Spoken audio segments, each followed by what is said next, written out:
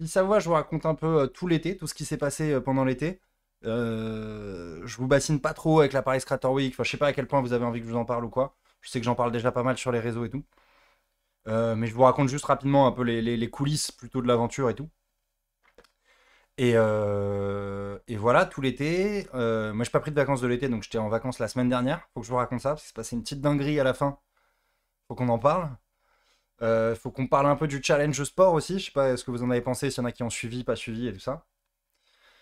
Et voilà, ensuite les petites nouveautés, les petites dernières interviews. Et puis à la fin, voilà, donc tout ça, tout ce racontage de vie, je pense que ça va durer quoi, 1 heure. Et ensuite, une demi-heure, je réponds à toutes vos questions. Vous pouvez me demander ce que vous voulez. Passer votre CV, faire de. Enfin, ce que vous voulez. Ce que vous voulez. Faites-moi, régalez-moi, comme à l'ancienne. Et voilà. En gros, on se fait un petit stream à l'ancienne. Il y a des petites dingueries qui partent. Il y a potentiellement mes associés qui me disent cette vidéo, on est obligé de la supprimer. Dommage pour ceux qui n'auront pas été là et qui auront pas le. Qui devront être sur le replay, quoi. Enfin, je veux dire, même sur le replay, j'espère que le replay sera disponible, mais je suis pas à l'abri de faire une sortie de piste. Ça, c'est bon, c'est posté, ok, nickel. Ça fait de Dogby super intéressant, merci encore. Écoute, ça fait plaisir, ça fait plaisir. C'est marrant, alors petite parenthèse, on commence là-dessus, après je me chauffe, je raconte les trucs, mais tu dates, ça fait déjà 1 an que t'es passé à Dauphine. Putain, c'est un lointain souvenir pour moi, la tournée des écoles, hein. Je reçois encore des personnes qui me disent, ouais, tu peux venir dans notre école et tout ça. C'était à l'époque où j'avais du temps, quoi. Après, bon, faudrait que je le refasse, c'était trop cool, hein, c'était trop bien. Mais là, en ce moment, c'est très compliqué. Surtout quand c'est des écoles hors de Paris, c'est très très compliqué. En tout cas, jusqu'à décembre, quoi. Attends, c'est à quoi où je vais répondre? Ah oui, sur Douag. Non, c'est marrant parce qu'en fait, j'ai des communes hyper différentes en fait. Tu vois, genre il y a des gars Douag qui ont adoré et bah là en gros en ce moment j'interviewe des entrepreneurs et des créateurs de contenu et, et voilà, il y en a qui ont trop kiffé par exemple l'interview de Mounir et tout ça. Tu vois, et la commu plus internet divertissement, je les entends moins sur l'interview de Mounir et Douagby ils vont adorer. Et ceux qui sont plus sur les entrepreneurs et ça, ils vont dire ah putain, mais c'est moins intéressant que d'habitude et tout ça. Donc bon, c'est dur de contenter tout le monde, quoi. Malgré le fait que j'ai une petite commu, elle est déjà hétérogène, quoi. Mais j'ai l'impression qu'on parlait déjà des mêmes sujets il y a 1 an, quoi. Salut Fao. Bon, salut à tous. À part, il y a Short CDS aussi. Et les autres, je suis désolé, je me rappelle plus des blazes. Il y a des mains là du chat là qui sont là ou pas là? On passe en Suisse pour la prochaine tournée. Ce sera le but, ouais. Je pense qu'on fera une tournée un peu. Je souhaite faire une tournée un peu internationale. J'essaie de me décaler sans éclater mon chat. Le focus est bon, ok, ça. Bon alors, je vous raconte ouais, un peu ce qui s'est passé ces derniers temps. Putain, il y a tellement de choses à raconter. Euh, bon, en gros, bon, la Paris Creator Week, je sais pas si vous avez suivi, machin. Ça faisait un moment que je bossais dessus. Je sais plus si j'en avais parlé, si j'avais leaké le truc avant. Je me souviens qu'il y a une soirée en école un peu rêve, j'avais annoncé le truc et tout ça. Donc j'avais peut-être un peu leaké à gauche, à droite. Mais, bref, ouais, franchement, on bosse dessus depuis novembre dernier. Ça faisait 7 mois qu'on se disait avec mes associés, putain, on n'annonce pas, on n'annonce pas. Enfin, un de mes associés me calmait, François Céline, il me calmait en boucle. Karim, il était plutôt ok, et moi j'étais méga chaud pour annoncer parce que je savais qu'une fois qu'on allait annoncer, ça allait exploser, on allait recevoir plein de demandes et tout ça. Du coup, comme d'hab, hein, quand t'as aucun associé qui est d'accord, c'est bien parce que tu trouves le juste milieu entre les différentes choses. Et je pense qu'on a annoncé au bon timing, c'est-à-dire un timing où on avait déjà quand même des gros sponsors solides, des gros speakers et tout ça. Donc on annonce le 2 juillet. Et là, là c'est une dinguerie ce qui se passe, quoi. C'est-à-dire qu'on se prend un déluge de mails, de demandes, de attends, je vais venir à ton événement, et tout ça. Et je veux venir à ton événement, machin, je veux être speaker, je veux être sponsor, je veux être truc. Ça devient un délire très rapidement à partir du 2 juillet. Et donc là, en fait, on se retrouve dans une situation où, avec mes associés, donc on est trois, et en fait, on doit tout gérer à trois. Donc, dans un événement, enfin, je sais pas si vous vous rendez compte du bordel que c'est, mais déjà là, on a un événement avec 2000 personnes, des professionnels. Il y a sur scène des mecs qui s'alternent pendant 2 jours, toutes les 20 minutes. Genre, il y a des prises de parole de 20 minutes, des keynotes ou des tables rondes avec 4-5 speakers et tout ça. Il y a 200 speakers, tu vois, on doit relayer 200 speakers qui vont parler et tout sur scène. C'est un délire ce truc-là. Et, et ouais, 2000 professionnels, un dîner VIP la veille, une soirée avec tout le monde, les 2000 personnes et tout à la fin, à la fin du mardi-mercredi. Des événements satellites, c'est pour ça que c'est une Creator Week, parce qu'il y a des événements satellites autour et tout. Donc ça devient très vite un dawa ce truc. On doit monter la boîte. En plus de monter la boîte, moi j'avais mal fait le truc à la base, c'est-à-dire que j'avais ma boîte sur ma représentation personnelle, la Jokeris Corporation, et j'avais pas de holding au-dessus. Mais donc, avec cette boîte en plus, il fallait que je mette une holding, parce que bref, c'est beaucoup plus avantageux d'avoir une holding pour te sortir des dividendes sans payer trop de taxes et tout ça. Donc, il faut que je crée ma holding, il faut que je crée la nouvelle boîte, machin, avec les associés, faire un pacte d'associés, tout le bordel que c'est. Il faut qu'on embauche une équipe, il faut qu'on gère des relations médias avec une trentaine de médias et tout, c'est un bordel. Il faut qu'on trouve des locaux. Enfin, bref, c'est énorme comme première édition. Bah, on s'est échauffé parce qu'en fait, dans mes associés, il y a un mec qui s'appelle Karim et qui a vraiment de l'expérience dans l'événementiel. Tu vois, qui en fait depuis 6 ans et qui a monté le plus gros événement crypto en Europe. Et donc voilà, on s'est dit on peut faire une première édition solide et pour le moment on le regrette pas, tu vois, on a bien sizé le truc, tu vois. Euh, et voilà, la vidéo qui s'est... J'ai dit quoi comme connerie là déjà? Quoi, la vidéo elle sera pas en replay? Tu me fais peur là, j'ai déjà dit une dingue là? Il y a beaucoup de dingues qui arrivent, là on est chill là pour le moment là. Mais bon, donc voilà, donc on se tape tout ça. Euh, voilà, et donc, ouais, on se tape tout ce truc-là. C'est une aventure trop cool, tu vois. Moi, c'est la première fois que je monte un événement. Ce qui est cool, c'est que pour les gens un peu paresseux comme moi, c'est top les événements parce que voilà, t'as une deadline dans 3 mois, faut que le truc délivre. Ça marche ou ça marche pas, quoi. Mon associé Karim, il dit tout le temps, genre, on a un avion, il doit décoller, avec ou sans elle, il décolle, quoi. Donc, il y a une grosse presse. Et c'est assez fun à faire. Et puis tu rencontres plein de gens. C'est un prétexte en fait pour engage avec plein de gens hyper intéressants dans l'écosystème et tout. Donc Monza Holding bientôt la IPO. Non mais alors pour le coup, si on parle un peu thune, autant ma boîte, la Jokeris Corporation, sur ma représentation personnelle, elle est irrevendable cette boîte. Donc à la base, j'étais plutôt dans une stratégie de ok, on peut parler un peu de la stratégie business, c'est intéressant. Je pense que je sais pas si je vous avais updaté là-dessus, mais en gros sur ma boîte Jokeris Corporation, je fais quasiment que du business promotion marque employeur, tu vois, donc c'est top, c'est un business hyper niche, il y a très peu d'influenceurs, de créateurs de contenu qui peuvent le faire parce qu'il y a très peu de créateurs de contenu qui ont une vraie expérience professionnelle. Donc j'avais un boulevard devant moi, tu vois. Mais, et voilà, j'aurais pu juste me payer bien en div, me payer un petit SMIC pour pas avoir, enfin, pour valider la retraite, le machin et tout ça.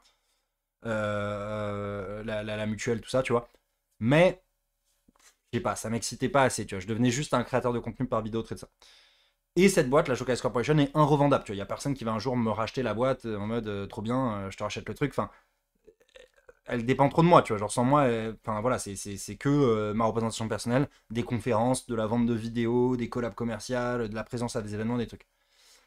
Et donc, euh, et donc voilà, alors que la boîte d'événementiel, et c'est pour ça qu'on a mis une holding au-dessus, pour le coup, tu vois, un jour peut-être elle se revendra, tu vois, et elle peut se revendre bien. Et l'ambition de cette boîte, j'en parle un peu, je crois on poste demain le short hein, là-dessus, mais l'ambition c'est de faire le plus gros événement dans le monde de la creator economy et de faire de Paris un hub de la creator economy au niveau mondial d'ici 3 à 5 ans. Quoi. Voilà, projet ambitieux, mais affaire à suivre. Et donc voilà, non, aventure très très cool. On se régale avec les associés, machin. Euh, et donc ça, je sais pas si vous avez suivi, mais en gros, on voulait faire un bootcamp, quoi. On voulait faire une semaine en août avec. Vous avez suivi un peu le bootcamp ou pas du tout ici là, genre. Je me rends pas compte à quel point, enfin bref, parce que je fais des switches entre les réseaux, j'ai pas une communication très bien sur tous les réseaux, machin, mais bon bref. Rapidement pour ceux qui n'ont pas suivi, on voulait faire un truc en mode. En fait, on s'était fait un craquage et on voulait faire la Star Academy de l'événementiel. Donc on a des candidats, tu vois, machin, qui viennent. Euh, en fait, on était dans la villa de mon associé Karim. On a des candidats qui sont là. Et, et tous les jours, voilà, on bosse avec eux. Il y a des moments durs et tout. Il y a un truc face cam où ils peuvent aller dans le confessionnat, se confier, dire putain, tel truc s'est mal passé, tel truc s'est bien passé et tout ça. Et donc voilà, rapidement, c'était ça un peu le délire. Et bon, finalement, on s'est rendu compte que c'était une tannée sans nom à faire. C'était trop compliqué. On était short sur tout, encore une fois. Hein. Tout, on a dû le faire à l'arrache. Et, euh, donc, on a fait un entre-deux, c'est-à-dire on s'est dit, ok, on a recruté une équipe de 6 personnes, tu vois, pour le bootcamp. Une semaine. Ils étaient dans la villa avec nous, c'était gaulerie.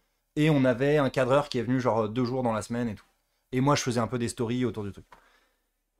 J'ai eu bootcamp, mais ça avait changé le concept au final. Ouais, c'est ça. Bah, donc voilà, c'est un peu ce que je viens de raconter, quoi. Donc ça a été un peu un entre-deux. Euh, je ferai la Q&A à la fin. Pour ceux qui viennent d'arriver, je ferai la Q&A plutôt vers la fin et de ça, pour parler de Murex et de toutes ces choses-là. Euh, Et donc, voilà, du coup, ça m'a perdu. Je sais plus où j'en étais. Mais ouais, le bootcamp, un peu un entre-deux. Le truc est filmé, donc ça, c'est trop cool. C'est-à-dire qu'on aura. Bah, déjà, nous, en perso, on va avoir un souvenir de toute cette aventure qui est dingue. Et ça sera, voilà, ça sera sur YouTube. Les coulisses de l'événement, le truc sortira en. Le truc va sortir quand. Je pense en janvier, quoi. On fait l'événement en décembre, fin décembre, début janvier. On vous sortira toutes les coulisses de comment on a monté ce bordel de A à Z et tout ça. Voilà, tout ça pour dire que du coup, pendant l'été, bah, j'ai pas eu trop de vacances, quoi. J'ai pas eu trop de vacances, enfin, j'en ai pas du tout eu même. Enfin, le truc qui était cool, c'est que j'avais fini mes tournages un peu de métier de rêve. Comme je suis un blaireau, j'avais pas pris d'avance pour la saison 3. Et j'avais juste le tournage que vous avez vu, peut-être vous avez vu passer avec le DRH de BNP Paribas France, enfin directeur mobilité et recrutement, mais en gros l'équivalent du DRH France de BNP, où je rentrais au milieu de l'été pour ça. Mais sinon, j'avais aucun tournage. Et donc, c'était cool parce que la boîte, enfin, tant qu'on n'avait pas les équipes et tout ça, les équipes elles sont arrivées que fin août, fin mi-août. Bah, pendant un mois, j'ai pu bosser un peu d'où je voulais. Donc, c'est pour ça que j'étais un peu. C'est pour ça que notamment j'ai lancé le challenge sport, on va en parler, mais je pouvais bosser un peu d'où je voulais. Donc, j'étais un peu entre Saint-Malo et Biarritz, en gros, quoi. Euh... Métier de rêve marche vraiment bien en ce moment, c'est fou. Bah, merci, ça fait plaisir, c'est cool. C'est quoi le business model de la Price Creator Week? Question très intéressante, j'ai pas expliqué. En gros, on a deux manières de gagner de l'argent. Des sponsors, donc des mecs qui achètent des packages avec des stands, des prises de parole, du branding, je sais pas, sur les colliers, le wifi, il y a plein de trucs. Donc voilà, ça c'est de la présence sur place le jour de l'événement. En plus, tout l'événement, bien sûr, il va être capté en live, il va être rediffusé et tout ça. Donc voilà, c'est l'ampleur médiatique du truc. Plus, on a, je vous le disais, 30 partenaires médias déjà aujourd'hui, on va continuer à en avoir d'autres. Donc il y a des communiqués de presse qui vont passer, des tribunes, des machins. Donc voilà, les partenaires, ils ont un vrai. euh, on leur promet une vraie amplitude, un vrai écho médiatique. Et il y a la billetterie, quoi. Il y a les gens qui achètent leurs billets en perso. Et donc là, ce qu'on fait, parce qu'en général, dans les événements, les gens n'achètent jamais leurs billets au début.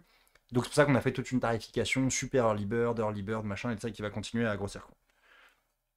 Donc ça, c'est un peu notre business model. Et putain, ça clash direct là. Moi, j'étais sans assaut, j'étais un no-bod, moi, à Escape.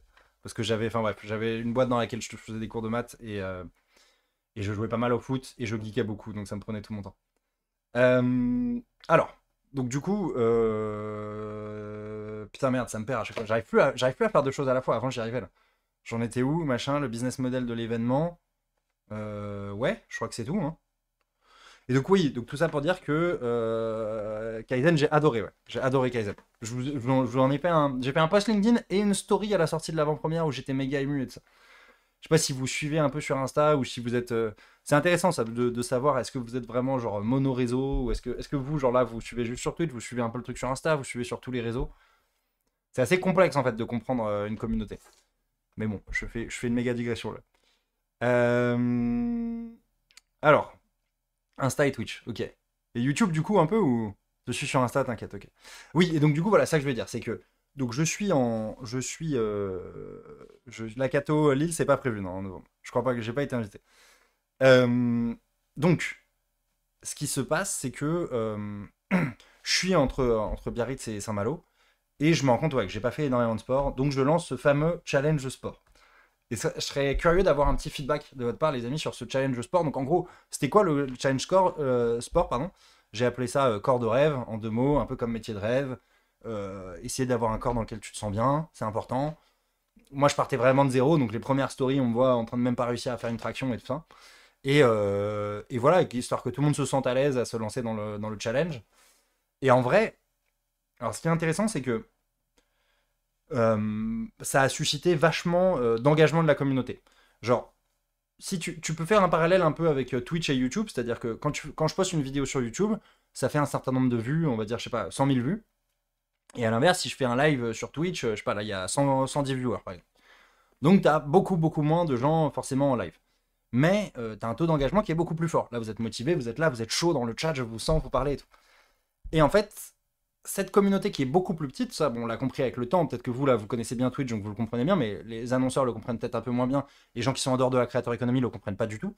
Mais en fait, cette petite communauté qui est méga engagée, ça te fait scale sur toute la suite, en fait, parce que c'est des gens qui sont chauds, qui te soutiennent, qui vont liker un peu quoi qu'il, tout ton contenu et tout. Et donc, comme je pouvais pas live sur Twitch, j'ai essayé de répliquer le concept du taux d'engagement sur Instagram. ok? Et donc, sur Insta, typiquement, moi je crois que j'ai 30 000 abonnés là. Euh, et j'avais à peu près, je sais pas, entre 3 000 et 5 000 personnes qui suivaient mes stories. Donc on va dire, je fais le parallèle, que les gens qui suivaient mes stories, c'est des gens un peu engagés, qui avaient quelque chose à foutre un peu de ce qui se passait dans ma life et tout. Et les gens qui sont juste abonnés et qui suivent de loin, bah, ces gens, voilà, ils veulent juste voir le contenu, les pépites, mais ils s'en battent les couilles un peu de ce qui se passe. Et en fait, quand j'ai lancé mon challenge sport, bah, les 3 à 5 000 qui voient les stories, c'est passé à 15 000. C'est passé à entre 10 et 15 000. Et je faisais un mix, donc c'était dur pour moi de savoir d'où ça venait, c'est que je faisais un mix en gros entre sport et des conseils un peu business, perso, parce que toujours, enfin ce que je dis tout le temps, hein, mais quand tu prends du recul, l'été que tu vas te poser et tout, bah t'y vois clairement, tu vois. Donc moi je voyais un peu les choses plus clairement, je pouvais énoncer un peu plus clairement des conseils qui m'avaient servi dans ma vie pro et tout ça. Et donc c'était une bonne idée ce mini challenge de sport. Tu as vraiment progressé en sport en très peu de temps. C'est sympa, ça me fait plaisir, ça me fait plaisir. Et ouais, toi tu regardais plus pour les tips pro, mais je pense que les deux allaient bien ensemble, tu vois, parce que sport, voilà, ça faisait un peu entertainment et tout ça. Et salut à tous ceux qui viennent d'arriver. Et voilà, et les challenges, ça plus création, enfin, valeur ajoutée, je veux dire, et donc ça fait un peu, ça faisait un bon edutainment, quoi, éducation, entertainment. Mais t'étais pas sportif à la base? Ouais, je faisais de la boxe, ouais, ouais, mais en fait, moi, je suis, tu sais, moi, c'est tout ou rien dans ma vie, hein, donc sur tous les sujets d'ailleurs. Donc quand j'arrête complètement. Quand je m'y mets à fond. Donc c'est pour ça, je fais des swings de, je fais des swings de poids assez violents. J'aimerais revoir les conseils perso. Ok, bah écoutez, je vais refaire des petits conseils perso. Est-ce que c'est réfléchi de se détacher des jeux vidéo pour donner une image plus sérieuse de toi aux futurs collaborateurs ou juste manque de temps? Non, non, regarde, là, tous les derniers streams, c'est Guild Wars, hein. Moi, j'en ai rien à foutre de mon image de gamer. Et j'en suis même fier, tu vois. C'est pour ça que j'ai gardé le nom Jocaris. J'en ai déjà parlé plein de fois, mais c'est pour ça que j'ai gardé le nom Jocaris et que j'ai pas, quand j'ai commencé à me faire connaître, j'ai pas switché la chaîne dans Marc le Sage Moretti. Euh, donc voilà, donc il y a ce petit challenge sport, tout ça. Le truc est cool. Moi, perso, ça m'a bien remis. J'ai essayé de varier un peu les délires. Je faisais un peu de natation. Moi, le truc qui est important pour moi, en fait, je dois faire. Je sais pas si je vous avais déjà expliqué, mais comme il y en a, et c'est intéressant parce qu'il y en a peut-être qui ont un peu ce même problème que moi. C'est que comme bah, j'avais été tout le temps assis chez Goldman, tu vois, j'avais fait des journées de 12-14 heures assis sur un bureau, que dans le gaming, pareil, j'avais été tout le temps un peu dans une position assise et que je faisais de la boxe qui muscle que les muscles avant, bah j'ai un peu une posture, je sais pas si vous remarquez dans ma vidéo, mais je me tiens pas hyper droit, tu vois. Mais les gars, il se tient pas très droit, exactement. Et donc, euh, et donc là, je fais un gros focus sur plutôt muscler le dos, tu vois, essayer d'améliorer la posting et tout ça. La posture, la mobilité, je fais des exos de mobilité et tout ça. La natation, rien de mieux. Donc exactement. Donc c'est pour ça que je me chauffais à faire pas mal de natation. La course, je saurais pas vous expliquer pourquoi, mais j'ai l'impression que ça aide aussi. Parce que j'ai l'impression que tu dois quand même garder ta posture et tout. Et c'est abdos et dos en gros que je dois taper.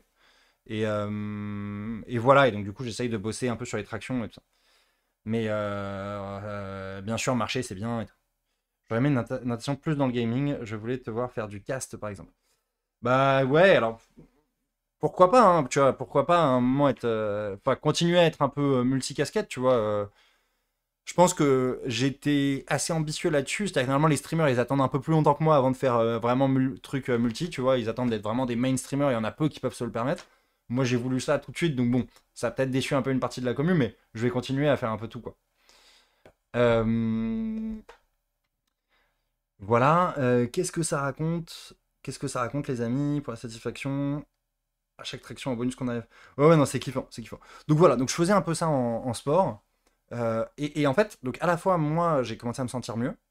Euh, Tu vois, mieux, à la fois mieux dans ton corps, bah, tu te sens mieux. Et puis aussi enfin, physiquement, ça allait mieux, quoi. T'as un peu plus d'énergie. C'est cool, quoi. Et aussi, je voyais qu'en fait, ouais, il y a beaucoup de gens de la commune en fait, qui se sont réchauffés, qui se sont remis à faire du sport et tout. Donc le challenge a bien marché. Ça a duré quoi? Un petit mois, quoi. Pendant le mois d'août, je faisais mes stories, mes conseils perso, mes machins. Un peu moins. Non, ça a duré 2 3 semaines parce qu'après, il y a eu le bootcamp. Donc j'ai dû parler d'autres trucs. Après, j'ai essayé d'un peu le refaire et tout ça. Mais voilà. Mais bon, pourquoi pas? Et puis aussi, pour moi, ce qui est cool, c'est que c'est une manière de tester l'appétit de la communauté pour un sujet. Donc là, le sport. Parce que je pense que je ferai des délires sport prochainement. Genre, je ferais, je sais pas, un vlog sport, machin. J'ai pas suivi, mais du coup, t'as fait un challenge sport tous les jours. Ouais, c'est ça. J'ai fait un challenge sport que je mettais sur Instagram. Donc voilà, si vous avez Insta, n'hésitez pas à me suivre dessus. Mais parce que c'est assez simple en fait sur Insta, je trouve, de créer du contenu. Et donc je me suis mis à, franchement, je me suis mis à poster pas mal de trucs sur Insta. Bref, les amis, on arrive au moment important. Parce que j'ai quand même une sacrée anecdote à vous raconter. Euh, donc, bon, on enchaîne. On embauche des équipes. Donc au début, c'est une tannée. Les locaux qu'on avait prévus.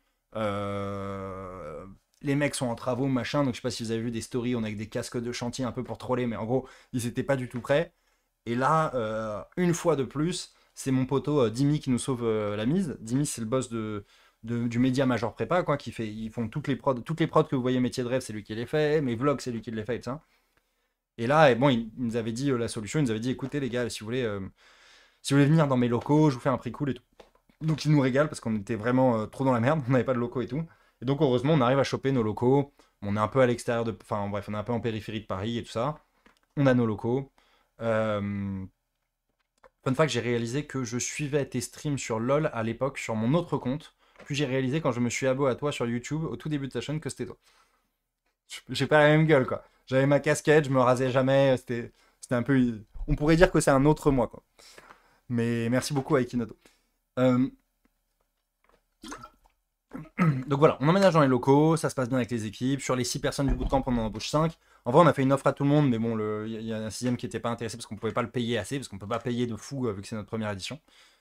Sofar, tu es super content de ton choix. Ah, mais je peux pas te dire à quel point je suis content. C'est marrant parce qu'il y a beaucoup de gens qui me demandent encore, et je suis étonné en fait que. Enfin, je sais pas, j'ai pas l'air heureux. En fait, pour moi, c'est un no-brainer, quoi. C'est-à-dire. Bah, vas-y, on répond rapidement à ça, puis après, je raconte l'anecdote des vacances, mais si on fait le point, et vous allez voir, il y a un parallèle avec ce que je vais raconter juste après. Mais si on fait un petit point sur ma life, euh, alors, ce qui va vous intéresser le plus, j'imagine, c'est financièrement. Je vous connais, les gars, vous voulez qu'on parle thune tout de suite. En termes de thune, je gagne pas encore autant. Je gagne pas encore autant. Mais en termes de perspective, tu vois, genre de. Si on fait un parallèle à la finance, qu'en termes d'optionnalité, j'ai un call option parce que j'ai des boîtes que. Enfin, en tout cas, j'ai une boîte où potentiellement je vais pouvoir la revendre bien dans quelques années, quoi, sur la Paris Creator Week.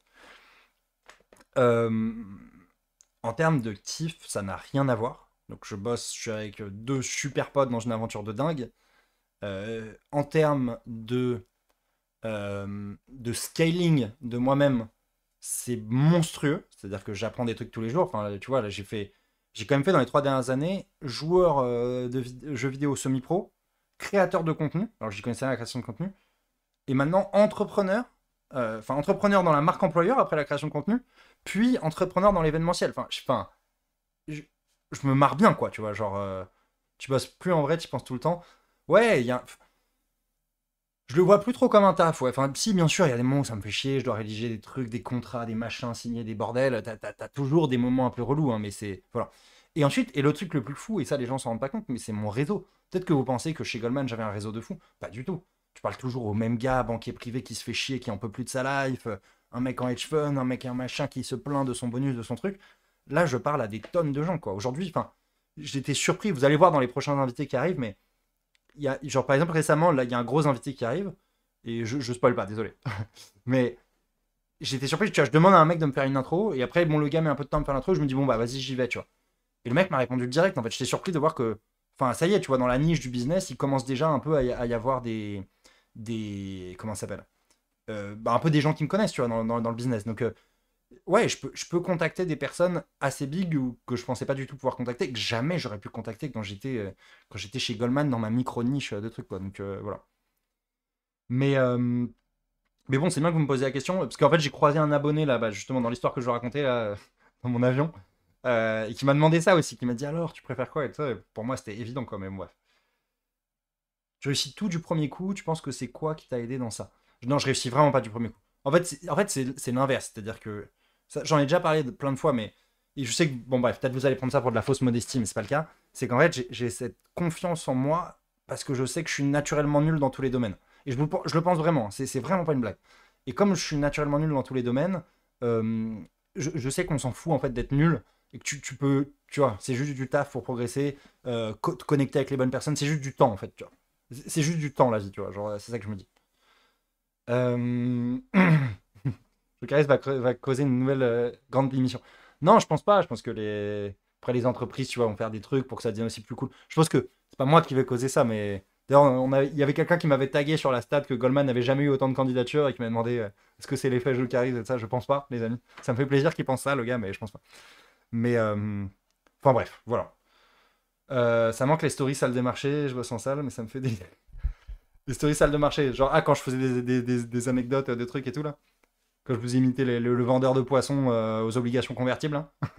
Le vendeur de fixed income, là. Alors attendez, on viendra aux questions, les gars. Faut que je reste concentré parce qu'il faut suivre un peu le timing. Mais donc, euh, bah, la semaine dernière, donc le 15 septembre, là, enfin, on se barre en vacances. Donc ça, c'était une semaine qu'on fait chaque année. Pour ceux qui suivaient les streams d'il y a un an, je vous en avais parlé. Euh, Chaque année, avec mes potes, en gros, on se loue un bateau, un gros bateau habitable, un catamaran. Gros kata, je sais pas si vous voyez, Lagoon 46 pour ceux à qui ça parle. En gros, il est comment le Lagoon? Donc, tu as les deux coques. Dans chaque coque, tu as deux chambres lit doubles. Tac, tac. Donc, tu as, quatre chambres lit doubles, donc tu as 8 places. Et tu as deux endroits au bout des coques à l'avant où tu peux te caler en mode petite cabine, une place et de ça. Quoi. Plus, après, tu peux dormir sur le carré et tout. Quoi. Donc, en gros, tu peux dormir à quoi tu peux dormir à 11, max 12 dessus. Quoi. Donc là, on s'envoie le Maxi Kata 46, parce qu'en fait, on avait trouvé l'année dernière le hack de tu fais ça hors saison, tu fais ça en septembre, tu payes genre 30-40% moins cher, et il faisait maxi beau, tu vois. En tout cas, l'année dernière, c'était le cas. Et donc, trop bien, donc là, on s'est pris un kata. Franchement, jamais vu ça. Dans le kata, donc chaque chambre a sa salle de bain, et la salle de bain, il y a les chiottes et la douche qui sont distinctes, quoi. Ça, c'est un truc qui n'arrive jamais, normalement, putain, j'arrête pas de me décaler. Ça, c'est un truc qui n'arrive jamais, normalement, Enfin, dans le catamaran. Normalement, t'as toujours ta douche où t'es sur tes chiottes et tout. Bon, bref, on est dans un kata de fou. On se barre avec des poteaux et tout. Euh, et donc, on fait. L'année dernière, on avait fait toute la côte ouest de la Corse. Et donc là, cette année, on fait entre la Corse et la Sardaigne. Et bon, et malheureusement, voilà, vous avez vu le temps qu'il faisait, la vague de froid, machin et tout. Et donc un peu un temps de merde. Donc là, on part de Bonifacio, Boniface, on disent les Corses.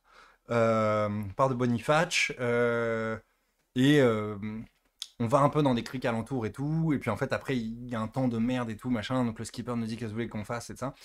Et donc on décide de revenir à Bonifacio la journée où il faisait moche. Il y en a qui connaissent Bonif un peu ici ou pas? Où il y a des Corses un peu là dans le camp ou pas du tout? Chez DS, il y a des mails de toi à l'ancienne. C'est marrant ça. C'est marrant. Mais à l'époque, je signais de mon ancien nom, quoi. Ça peut partir à tout moment. Très très bon, très très bon.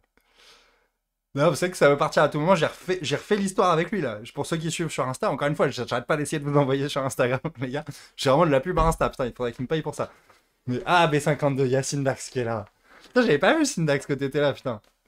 Ouais, Syndax était sur le bateau avec nous. La pauvre, c'était la seule meuf sur le bateau. Donc, vous savez comment c'est des mecs. Alors, je vous préviens, à 32 ans, on n'a pas grandi. Donc voilà, on a les mêmes conversations que vous pouvez imaginer de mecs, de 7 mecs sur un bateau, quoi. Et donc il y a la pauvre Cindy qui est avec nous, quoi, qui est la copine d'un de mes super potes. Et donc on est on est toujours des enfants, clairement. Donc bon bref, on va au B52, qui est un peu le seul, enfin je sais pas l'endroit où c'est un peu la teuf à Bonifacio et tout ça. Et là, seul un peu, enfin seul. Non, mais il s'est passé plein de trucs pendant la semaine, mais fait un peu marrant de cette soirée-là, c'est que on finit par se retrouver sur un yacht, en gros. On se finit par se retrouver sur un yacht. Alors, en gros, ce qui s'est passé, c'est que c'est un de mes associés qui a tchatché un peu un des mecs qui était sur le yacht. Euh, et donc, voilà, on finit par se retrouver dans cette soirée. Alors, moi, je vous avoue, c'était pas du tout ma vibe. C'était vraiment pas du tout ma vibe parce que c'était. Bref, ça représentait tout ce que je déteste, tu vois. Toute la reproduction sociale, machin, les gens Patrick avec les cheveux longs, machin. Délire, tu vois. Donc, j'étais pas hyper à l'aise, mais bon, on l'a fait un peu en mode michto, de bon, c'est marrant, il y a un yacht pour le délire, tu vois, on y va, machin. C'était mon pote qui était. C'était pas le yacht de Bezos, mais en vrai, franchement, c'était délirant le truc, tu vois, c'était délirant. Et, et donc là, Jean-Patrick. Donc il y avait des gars qui appartenaient le bateau, machin, et puis ensuite il y avait que des potes qui squattaient, quoi. Et donc le mec qui avait ramené mon pote, c'était Jean-Patrick, là. qui s'appelle pas Jean-Patrick, mais pour l'histoire, on va l'appeler Jean-Patrick. Euh, et Jean-Patrick, qu'est-ce qu'il me sort? Donc moi, j'essaye de tchatcher un peu avec lui. Bon, le mec, il confirme tous les préjugés que j'avais, tu vois. Genre, le mec a 25 ans, machin, je lui dis, tu bosses dans quoi dans la vie? Il me dit, un peu dans tout. donc voilà, donc je comprends assez vite qu'il bosse un peu dans rien, surtout. Voilà, que le mec est complètement rentier et qu'il prend rien de sa life, quoi. Donc bref, ça commence à mettre mal à l'aise. Moi, je suis pas au top sur le bateau et tout ça. Il commence à y avoir des embrouilles et tout. Et là, Jean-Patrick, c'était le.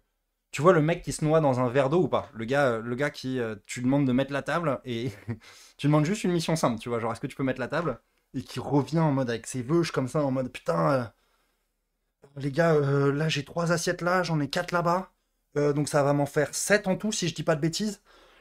Tu vois, et qui est un peu en train de se stresser. Bon, bref. Là, l'histoire, c'était pas mettre la table, mais c'était un peu ce délire-là, le mec. Tu vois. Et donc là, ce qui se passe, c'est que il y a une de ses potes qui commence à parler avec mon pote et moi. Et là, ça crée un drama. Ça crée un drama. En mode Jean-Patrick arrive, il se remet les vœux, et tout ça. En mode putain, les gars, c'est la meuf du skipper et tout ça. Qu'est-ce qui se passe? Et ça, je lui dis, mec, détends-toi, tu vois, il se passe rien, machin, tranquille. Et bon, bref. Et bon, je vous raconte pas toute l'histoire non plus, mais ouais, c'est ça. Ça part un peu en embrouille entre nous et les gars du yacht. Jean-Patrick ose pas nous dire, enfin, il nous dit que c'est le skipper, alors qu'en fait, je crois que lui, il chinait un peu la go. Enfin, bref, c'était pas clair. L'histoire est pas claire. Euh, nous, on comprend qu'il faut qu'on se barre assez vite. Il y a un drama qui commence à arriver et tout ça, donc on se barre de ce yacht. Moi, j'étais pas hyper à l'aise dessus. Et donc, content de se barrer, content d'y avoir été quand même. On les remercie de nous avoir invités. Je fais ça, je biche, je fous, mais ils sont quand même sympas de nous avoir invités dessus. Mais bon, bref, on rentre du yacht, on arrive, on rentre chez nous tranquillement, on rentre sur le bateau. Et, euh, et donc, à la fin, bon, bref, la croisière se passe hyper bien. Mais on arrive à l'anecdote que je vais vous raconter, c'est maintenant, les amis. Euh, il sort d'où le mec débordé? Le mec débordé, bah, en fait, c'est au B52. Donc, on est à Bonifacio. Il y a mon associé qui tchatche un peu avec ce gars-là. Et ce gars-là nous ramène sur le yacht sur lequel il squattait. Il y avait deux jumeaux, voilà. Je crois que leur père est dans les diamants, machin, enfin bref, des milliardaires. Et il nous ramène sur ce bateau-là, quoi. Enfin bref, et les gars étaient un peu le cliché des héritiers que tu peux connaître, quoi. Mais voilà. Euh, non, mais franchement, enfin, bref. Honnêtement, enfin, moi je suis pas du tout. Je cherche pas du tout la merde, moi. Je suis quelqu'un de très calme à la base, hein. Donc, enfin, bref, c'est pas du tout frité, hein, mais c'est juste, je te dis, le gars, le mec, il se remettait les vœux et il crée un drama où il y en avait pas et il était en panique, quoi. Bref. Fin de l'histoire. Elle est pas hyper intéressante cette histoire, mais bon, fin de l'histoire. C'était juste pour flex et dire qu'on avait été sur un yacht, etc. Euh, Et que j'espère que ces gars-là regardent pas mes streams, sinon ils vont me détester. en, en petit bonus. Euh, Fin de la semaine en Corse, ok, rapidement. Bon, bref, c'était très cool. On a fait du sport tous les jours. Le délire, c'est un peu tunage. Tu vas courir sur les îles. Tu joues aux cartes, tu joues au loup-garou. Tu te fais des jeux de société le soir et tout. Enfin, les classicos, tu vois. Les classicos, machin, ça rigole bien. Passe une super semaine. Je, samedi soir, donc j'ai mon avion. Là, j'ai un peu le seum parce qu'en fait, il y a deux de mes potes qui ont pris l'avion à 18h. Normalement, tu prends. Enfin, voilà, nous, on avait pris l'avion à 21h avec un autre pote. Comme ça, tu baisses pas. En fait, t'es obligé comment dire, t'adapter aux gars les plus contraignants, c'est-à-dire le dernier arrivé et le premier à repartir sur un bateau, tu vois. Donc si t'en as qui repartent 3-4 heures avant les autres, bah il faut que le bateau soit rentré de la crique et soit au port 3-4 heures avant et de ça machin. Bon. Donc un peu le somme, je prends le taxi avec eux pour un avion qui est à. Moi j'avais mon vol à 21h et eux ils avaient leur vol à 19h. Donc Figari-Paris. Et il fallait. Et le soir, fallait que je sois à une soirée. Fallait que je sois à une soirée. Je vous explique pourquoi. Mm. En fait, un truc qui se passe souvent, je sais pas si c'est le délire d'être entrepreneur ou créateur de contenu, mais souvent tu as des soirées où tu sais pas trop si c'est des soirées chill ou pas, quoi. C'est un peu des soirées où tu dois rencontrer du monde, mais ça peut aussi partir en couille. Tu peux aussi passer un super moment, quoi. Et tu peux passer un super moment tout en faisant du network, ou parfois c'est juste du network et de ça. Mais ouais, il y avait une soirée où il y avait pas mal de monde, fallait que j'y sois. Il faut le faire un peu tout le temps, quoi. Elle était pas méga importante, mais elle était cool. Et puis je m'entendais bien aussi avec les gars qui l'organisaient de ça. Donc, bref, ça m'arrangeait pas d'arriver à 23h à Paname, parce que ça me faisait arriver à minuit à la soirée avec mon sac et ça. Bon, je vous explique un peu le contexte. Je vais au comptoir. Je dis voilà, est-ce que vous pouvez m'avancer dans le vol et tout ça? c'est Air Corsica. Donc les mecs, ils en ont rien à foutre de ma gueule. Je me permets de charrier les Corses, hein. Moi-même, je suis corse. Enfin, je sais pas si vous le savez, mais j'ai partie de ma famille qui est corse, d'où le long pif et mon nom de famille, Moretti. Mais donc, les gars de Air Corsica m'envoient me faire foutre, gentiment. Ils me disent, écoutez, monsieur, allez bien vous faire foutre. Enfin, parler Air France. Donc j'appelle Air France. Air France, ils me disent, nous, on peut pas, il faut voir avec les gars sur place. Parce que oui, c'était un vol Air France opéré par Air Corsica. Donc les deux m'envoient me faire foutre. Après, je m'engueule avec la Corse et tout ça. Bon, bref, je comprends assez vite que c'est pas possible. C'est pas possible. Ça leur demanderait de bosser. Et c'est impossible qu'ils bossent. Donc bref. On se cale tranquillement avec mon pote Bok. Pour ceux qui ont vu la vidéo, donc j'étais avec Bok. Que la seule interview que j'ai fait sur le conseil en stratégie, pour ceux à qui ça parle, j'étais avec Bok dans l'avion. Bok est à l'avant de l'avion, moi je suis à l'arrière de l'avion. Petit vol de 21h, 20h50. On doit arriver normalement à 22h30 à Paris. Ok. C'est là que l'histoire commence, les amis. Faut que je la raconte bien. 20-30 minutes avant l'arrivée, on est là, on est dans les airs tranquille et tout. Qu'est-ce qui se passe? T'as une hôtesse de l'air qui fait un petit appel et qui dit il y a un dysfonctionnement dans l'avion. On va devoir atterrir d'urgence. Dysfonctionnement dans l'avion, on doit atterrir d'urgence. Donc, on est au-dessus de Lyon. On va se poser à Lyon. On n'en sait pas plus. Là, on sait rien de plus. Donc là, ça commence à être la méga panique. Ça commence à être vraiment la méga panique. Voilà. Et ensuite, ah oui, suivi. Et donc, on n'a pas de nouvelles du pilote, on n'a rien, tu vois. C'est vraiment juste une hôtesse qui nous dit ça. Et là, le pilote nous dit l'avion bougeait pas anormalement, mais tu vois, l'avion avançait tranquille. Mais là, les dingueries, elles arrivent un peu après.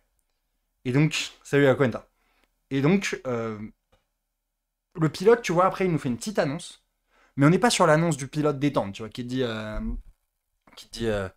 Ladies and gentlemen, hope you had a good flight. We are arriving in Paris. It's 20 degrees Celsius outside. Non. Tu vois, on n'a pas l'annonce un peu détente du mec qui te marmonne un petit truc. On est sur. Qu'est-ce qu'il dit le pilote? Il dit. Ouais, ça. D'une petite voix paniquée, il fait genre. PNC, préparez-vous à l'embarquement, s'il vous plaît. Préparez-vous à l'embarquement d'urgence, s'il vous plaît. Donc là, franchement, c'est assez flippant. On est dans une vibe. L'avion bouge pas anormalement, mais tout est éteint dans l'avion. Il y a juste les petites lumières, gardez vos ceintures et tout ça, tu vois. J'essaie de. Et c'est compliqué en fait de checker dans quelle vibe sont les gens, parce que t'as tout le monde là qui est là, qui regarde devant toi. J'osais pas faire un gros regard derrière en mode tu vois des gars qui sont paniqués comme ça, tu vois. Tu vois, bon bref, c'était pas non plus le délire où tu tournes et t'as une hôtesse en train de faire un signe de croix. on va tous clamser. Mais c'était vraiment, il y a une belle ambiance de tension qui se met dans tout l'avion. Tu vois. Et là, toutes les genres, donc noir complet, les ceintures, le signal des ceintures et tout ça. Et là, sur le. Genre, je sais pas, tous les 10 mètres dans l'avion, t'as les sorties d'urgence là. Et toutes les 5 minutes, t'as le truc, t'as un bruit, un tut, comme ça, tu vois. Avec les lumières rouges au niveau des exits d'urgence comme ça qui s'allument, tu vois. En panique. Et personne ne dit rien. Donc moi, encore une fois, je peux pas tester un peu la vibe des gens devant. Salut Jojo. Je peux pas tester la vibe des gens devant, je peux pas tester la vibe des gens derrière. Et j'ai juste, à côté de moi, j'ai deux couples, tu vois, et donc je teste un peu je vois un peu ce qui se passe, je vois la meuf cramponnée sur son mec et tout ça. Le mec qui est en panique et qui fait non, t'inquiète pas, ça va bien se passer. Enfin, normalement, il n'y a pas de raison que ça se passe mal. Le mec est pas bien non plus. J'entendais un gars devant aussi, oui, c'était gaulerie, parce que, enfin bref, gaulerie, j'en rigole maintenant, mais t'avais des ricains dans l'avion, qui captaient rien, tu vois, les gars, les ricains, et il fait What the fuck is going on? Tu vois, j'entendais un mec qui expliquait à des ricains en mode There's an emergency, we're gonna land in Lyon. Il fait Lyon, what the fuck is that? Tu vois.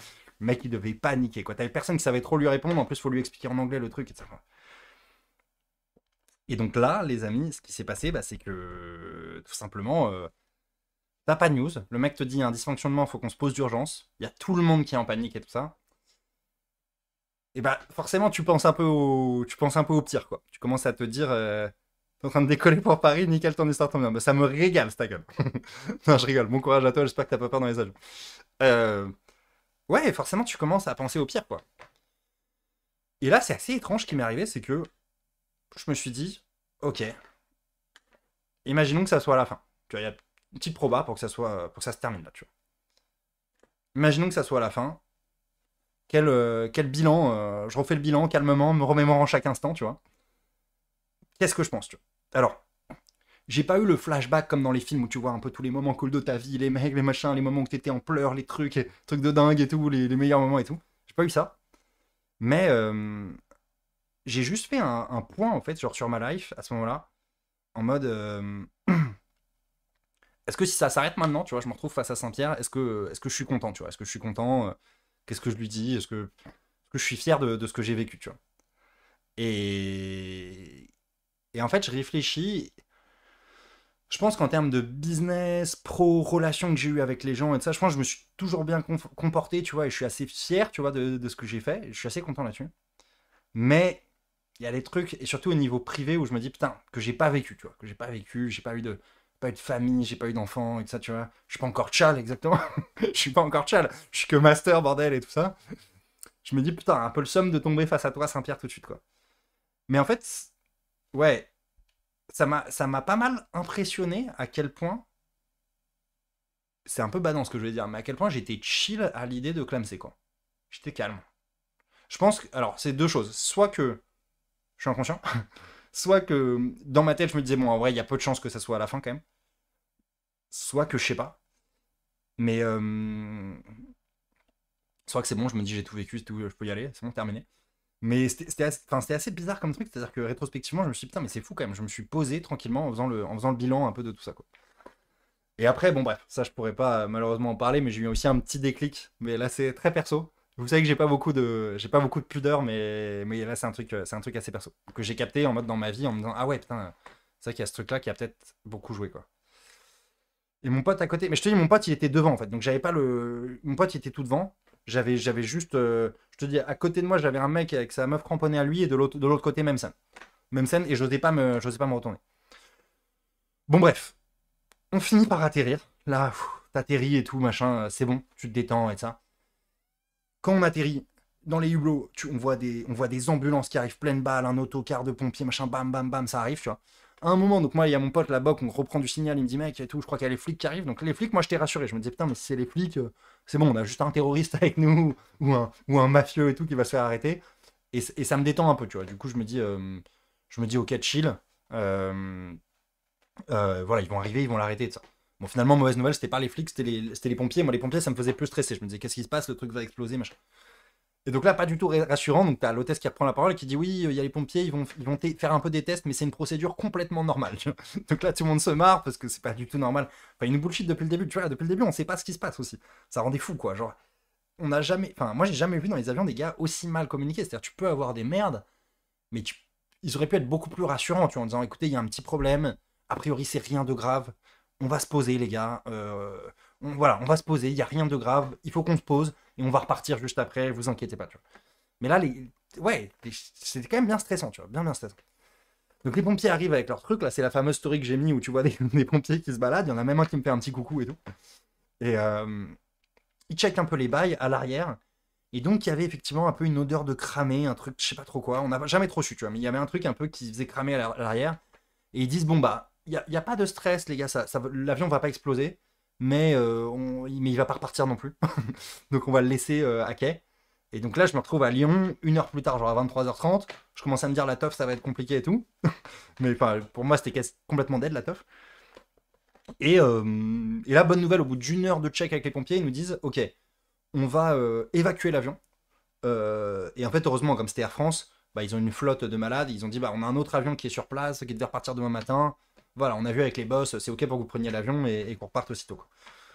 Donc on ressort tous les bagages, la soute, des cabines, des machins et ça. On arrive à l'aéroport.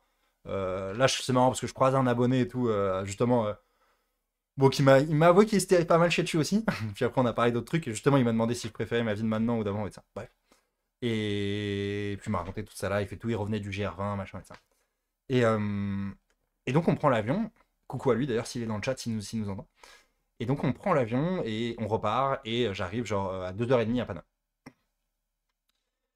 Et là, arrivé à Paname, se pose la question. À 2h30, la teuf, elle commençait genre à 22-23h. Tu vois. Je me dis, il est 2h30. Le lendemain, donc c'était hier dimanche, j'avais déjeuner de famille pour fêter les 1 an de mon neveu, donc mon petit frère, sa femme, la famille et tout ça.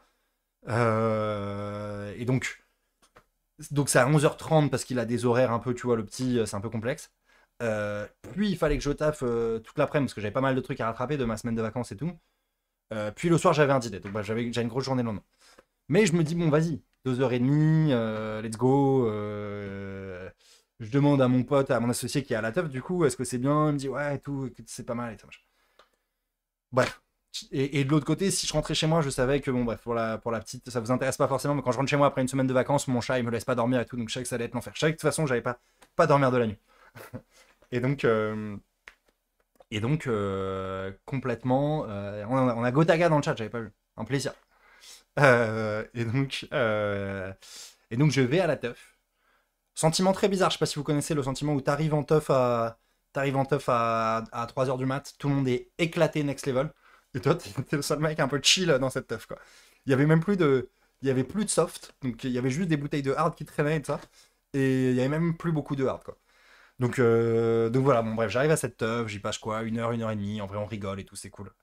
Et, euh, et je rentre chez moi tranquillement, et j'arrive à 5h, 4-5h du mat, 4h du mat, 4h du mat. Là je vous fais une petite sto pour vous raconter le truc là. Donc, mais en vrai, je t'ai pas. Je sais ce que vous allez vous dire, mais j'avais quasiment pas vu. Et même si j'ai l'air fatigué sur l'asto. Et, euh, et voilà, donc je me couche, puis le déjeuner de famille, puis le machin, puis le truc. Et je crois que c'est la fin de l'histoire, les amis. Voilà. Je sais pas quel feedback vous avez par rapport à tout ça, mais je crois que c'est la fin de l'histoire, que j'ai rien oublié. Et le mytho. T'as à faire autant de cash. Ah bah voilà, Joe Pay qui pose les vraies questions là. On vient d'en parler. On vient d'en parler. Tu regarderas la rediff. Mais en gros, pas encore, mais j'ai des perspectives beaucoup plus élevées que ce que j'avais chez Goldman. Et surtout, je kiffe beaucoup plus quoi. Ok, bah écoutez les amis, j'ai l'impression que cette histoire vous a peut-être un peu endormi. Mais qu'est-ce que je voulais dire?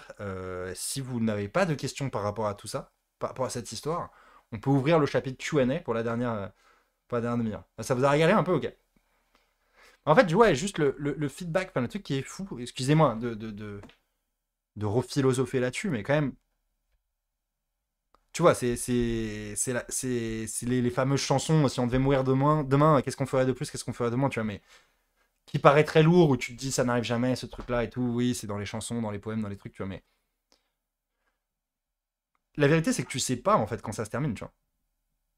Tu sais pas, quoi. T'as pas une notice, c'est pas on est level 0 et tu vis jusqu'au level 100, tu vois, et à 100 ans, c'est terminé et tout ça, quoi. Et ça te fait réfléchir quand même, tu vois. Tu te dis, putain, si c'est terminado maintenant, tu vois. Est-ce que j'ai assez voyagé? Est-ce que j'ai vu assez de trucs? Est-ce que j'ai assez vécu? Est-ce que j'ai fait tout ce que je voulais faire? Et la réponse est certainement non tout le temps, à tout moment de ta vie, tu vois. Mais. Et oui, et pourquoi j'étais aussi chill aussi que ça, tu vois? Alors qu'il me reste tout à faire, là. Ça me ferait trop le seum, là, que ça s'arrête maintenant. J'aurais trop le seum. Je serais Keblo là-haut, là, en train de me dire, putain de merde.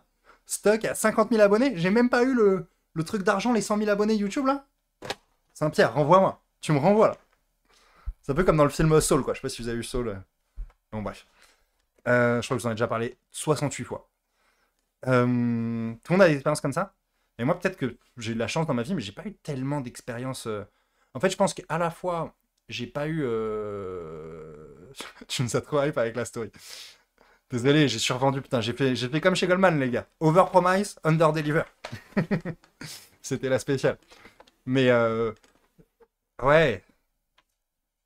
Bon, bref, après, je vais pas parler de trucs trop badants. Mais j'ai pas. En fait, je pense que. Et je demande pas à le connaître, hein, mais j'ai pas connu la mort de près dans ma vie. Oui, bien sûr, t'as des potes éloignés à qui il arrivait des horreurs ou des parents de machin, mais un peu deuxième degré, tu vois. Mais j'ai pas connu de très très près la mort, donc ça m'a fait un peu réfléchir. Fin de la clim, les amis. J'arrête de vous climatiser, on parle un peu d'autre chose et de ça, on se détend un peu. Je suis censé être là pour vous divertir un petit peu. Et là, je sais pas si c'est hyper divertissant ce que je vous raconte.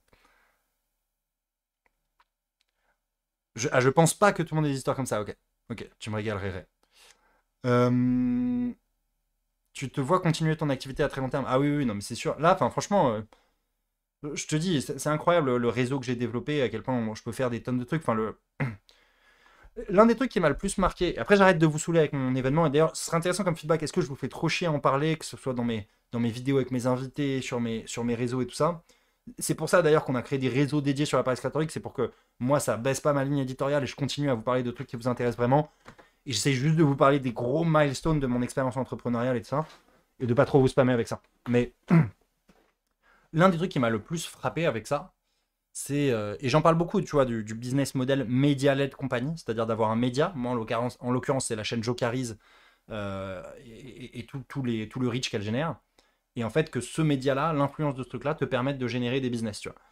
Et ce truc-là est méga développé aux US. Alors, bien sûr, avec des créateurs de contenu beaucoup plus connus que moi, des Logan Paul, des MrBeast et tout, qui. Enfin, Logan Paul, quand il pense, le mec lance Prime, donc la boisson énergisante, et en 2 ans, ça fait 1 milliard de chiffre d'affaires. Qui peut faire ça, tu vois? Et en fait, moi, c'est à ma micro-échelle, hein, c'est même pas comparable, mais ce qu'on a pu faire, l'annonce de la Paris Creator Week et la vitesse à laquelle on a pu avoir de l'inbound, avoir plein de clients et tout ça, c'est hallucinant, tu vois. Donc ouais, non, il n'y a aucun monde où je quitte ce game-là. En fait, ce game-là est trop puissant. Ce game-là est trop trop puissant. Et c'est pour ça que moi je suis convaincu que enfin, qu'on est rentré dans une ère des influenceurs et des créateurs de contenu, quoi. C'est que enfin, tu peux créer des choses à une vitesse, et tu peux avoir un vrai impact, tu vois. Tu peux avoir un vrai impact, tu vois. Tous ceux qui disent les influenceurs, les créateurs de contenu servent à rien, et ça, c'est pas vrai, tu vois. Ils ont le pouvoir de changer le monde, tu vois, à leur échelle. Ils ont le pouvoir, les créateurs de contenu, les influenceurs, de te faire changer ta manière de consommer, ce qui est un truc qui est hyper important aujourd'hui dans la société dans laquelle on vit, de te faire changer ta manière je sais pas, de respecter l'environnement. Moi, ce que je fais à ma petite échelle, d'ouvrir des portes à des mecs qui auraient eu des portes fermées, tu vois, d'un point de vue de l'égalité des chances, des opportunités professionnelles et tout ça. Enfin, bref, je veux pas, si vous me chauffez sur la créateur économie, je vais repartir en couille, les amis. Mais non, enfin, pour rien au monde, je changerais ce truc-là, tu vois. Alors, t'as les trucs un peu relous qui viennent avec la notoriété et tout ça, mais t'as aussi plein plein de trucs trop trop cool qui arrivent. Euh, mais ouais, tu vois, genre, je sais pas dans quel business je serai dans 3 ans, mais ça sera un truc lié au personal branding, à l'influence et tout ça. Je continuerai en tout cas l'aspect, je pense, d'être une personnalité publique et de générer des business autour de ça. C'est monstrueux. Hedge fund dans la créature. Ouais, alors c'est pas hedge fund, c'est plus un venture capital, quoi, un fonds de capital risque qui investit dans des. Ça, j'ai pensé à le faire. Il y en a qui le font. C'est un truc en plus, tu vois. Il y a ça, il y a monter une école de la créateur économie, il y a plein de trucs à faire. Tu vois, là, j'ai commencé par faire l'event. Peut-être que je le ferai dans 2 ans, ce truc-là. Mais oui, parce qu'en fait, si tu es un fonds de capital risque qui investit avec des créateurs de contenu, tu vois, genre, en fait, t'as une pré-sélectivité des business dans lesquels tu investis qui fait que ça a beaucoup plus de chances de marcher. Donc, c'est une idée de fou, en vrai, de faire un fonds de capital risque VC de la créateur économie, tu vois. Créateur économie, e-sport, enfin, créateur économie au sens large, tu vois. Créateur économie, ça inclut bien sûr l'e-sport et plein plein d'autres trucs, quoi. Gaspard G fait ça, non? Peut-être, je suis pas au courant. Mais c'est possible. Non, mais ça existe certainement. Et puis, je crois qu'il y en a qui m'ont contacté pour être sponsor à notre event. Il y en a qui m'ont contacté en se demandant s'ils veulent le faire et tout ça, tu vois. Et, euh, et en plus de ça, enfin là, je te parle juste de l'influence que ça va générer de ça, mais à côté de ça, juste la chaîne Jocarise et tout ça, enfin, ça marche très très bien, tu vois. On peut générer beaucoup de chiffre d'affaires. On est dans une niche totale de la promotion marque employeur. Encore une fois, il y a très peu de créateurs de contenu qui. Penses-tu repasser à 40 je pense pas repasser à 40 malheureusement. Pour tout vous avouer, en fait, c'était avec mon ex que j'allais à 40. Donc, n'étant plus avec mon ex, a priori, je ne repasserai pas à 40. Enfin, j'aimerais bien, peut-être un jour, tu vois, mais parce que j'aime beaucoup cet endroit. Mais je n'y suis plus invité et le bienvenu, en tout cas. Merde, ça m'a perdu dans ce que je disais. Oui, à côté de ça, enfin, en plus de l'influence que ça permet de générer et de ça, tu vois, juste la Jocaris, c'est fou comment ça tourne, tu vois. D'être dans une niche où tu es tout seul sur la promotion marque employeur, à être un peu un des rares créateurs à avoir une vraie expérience professionnelle et tout ça, quoi. Et en plus de ça, le fait d'être enfin, pas la référence, mais en tout cas d'essayer de se positionner en tant que tel, parce que je ne suis pas aujourd'hui, mais avec le forum, tu vois, peut-être qu'on va s'en rapprocher un peu, bah ça fait que j'ai plein de conférences, tu vois, que je fais. Je pourrais faire du conseil autour de ça. Enfin, on en parlait dans l'interview avec Micode, mais en fait, quand tu es créateur de contenu, tu rentres dans un FOMO total, quoi. C'est-à-dire que des opportunités, t'en as trop. T'en manques pas, en fait, t'en as trop. C'est est-ce que je rate un truc intéressant? Tu vois, là, tu me parles du VC, je me dis, putain, merde, est-ce que je rate le VC de la créateur économie? Tu vois, est-ce que c'est ça l'idée de fou? Et je devrais faire ça. Donc, c'est assez fou, hein. Il y a quand même l'émission Legend de. C'est pas une niche, Legend. Pas une niche, tu vois. Il parle pas de. Il va pas vraiment. Enfin, il va pas en profondeur dans les sujets marque employeur, carrière, business, tu vois. Il va pas du tout. sans méchanceté pour notre ami Guillaume Play, mais il a pas, tu vois, il a pas le bagage pour faire ça. Donc, moi, je suis sur une niche. Legends, ça touche tout le monde. J'ai parlé à Guillaume Play, j'ai croisé un dîner et tout ça. C'est d'ailleurs moi qui lui ai dit d'inviter Clara. Euh, il me dit que lui, ce qui est fou, c'est qu'il y a des gens de 10 et de 80 ans qui le reconnaissent dans la rue. Mais donc, du coup, tu dois faire un truc hyper large, compréhensible par tout le monde et tout ça, tu vois. Moi, j'essaie de faire un truc un peu plus advanced. Alors, je sais qu'il y en a qui me disent, putain, tu mets des anglicismes partout, t'es un connard, t'es un enculé, on comprend rien à ce que tu dis. Faut que je progresse là-dessus, ça, je suis d'accord. Mais mon contenu n'est pas accessible à tout le monde non plus, tu vois. Il faudrait que je le rende plus accessible. Moi, je suis trop, peut-être un peu justement dans ma niche. Mais dire que Legend, c'est une niche, je trouve ça dur. Parce que, enfin, c'est dur pour Guillaume Play, tu vois. Guillaume Play, il a le. Enfin, en gros, Legend, je sais pas si vous connaissez les stats, hein, mais c'est le plus gros podcast, toute catégorie confondue. Plus gros podcast en France. Plus gros que les actus de Hugo Décrypte, plus gros que Canapé 6 places de Lena Situation, plus gros que Génération Do It Yourself de Mathieu Stéphanie, c'est le plus gros truc.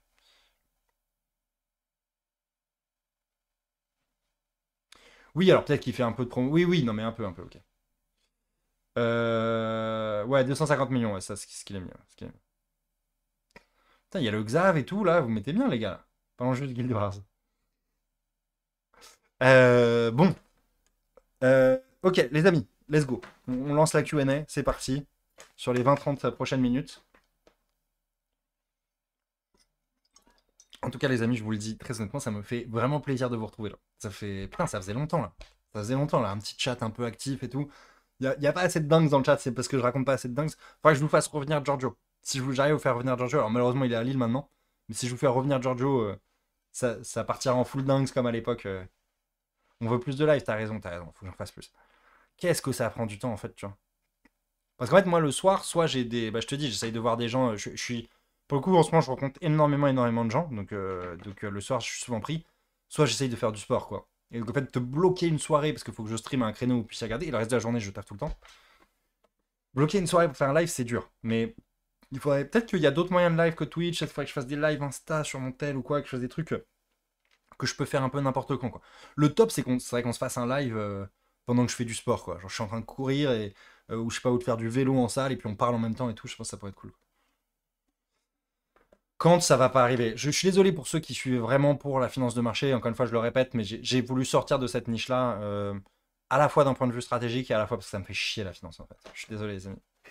J'en ai trop fait, ça me fait chier. Donc voilà, je voulais pas être le prof de finance du dimanche sur YouTube.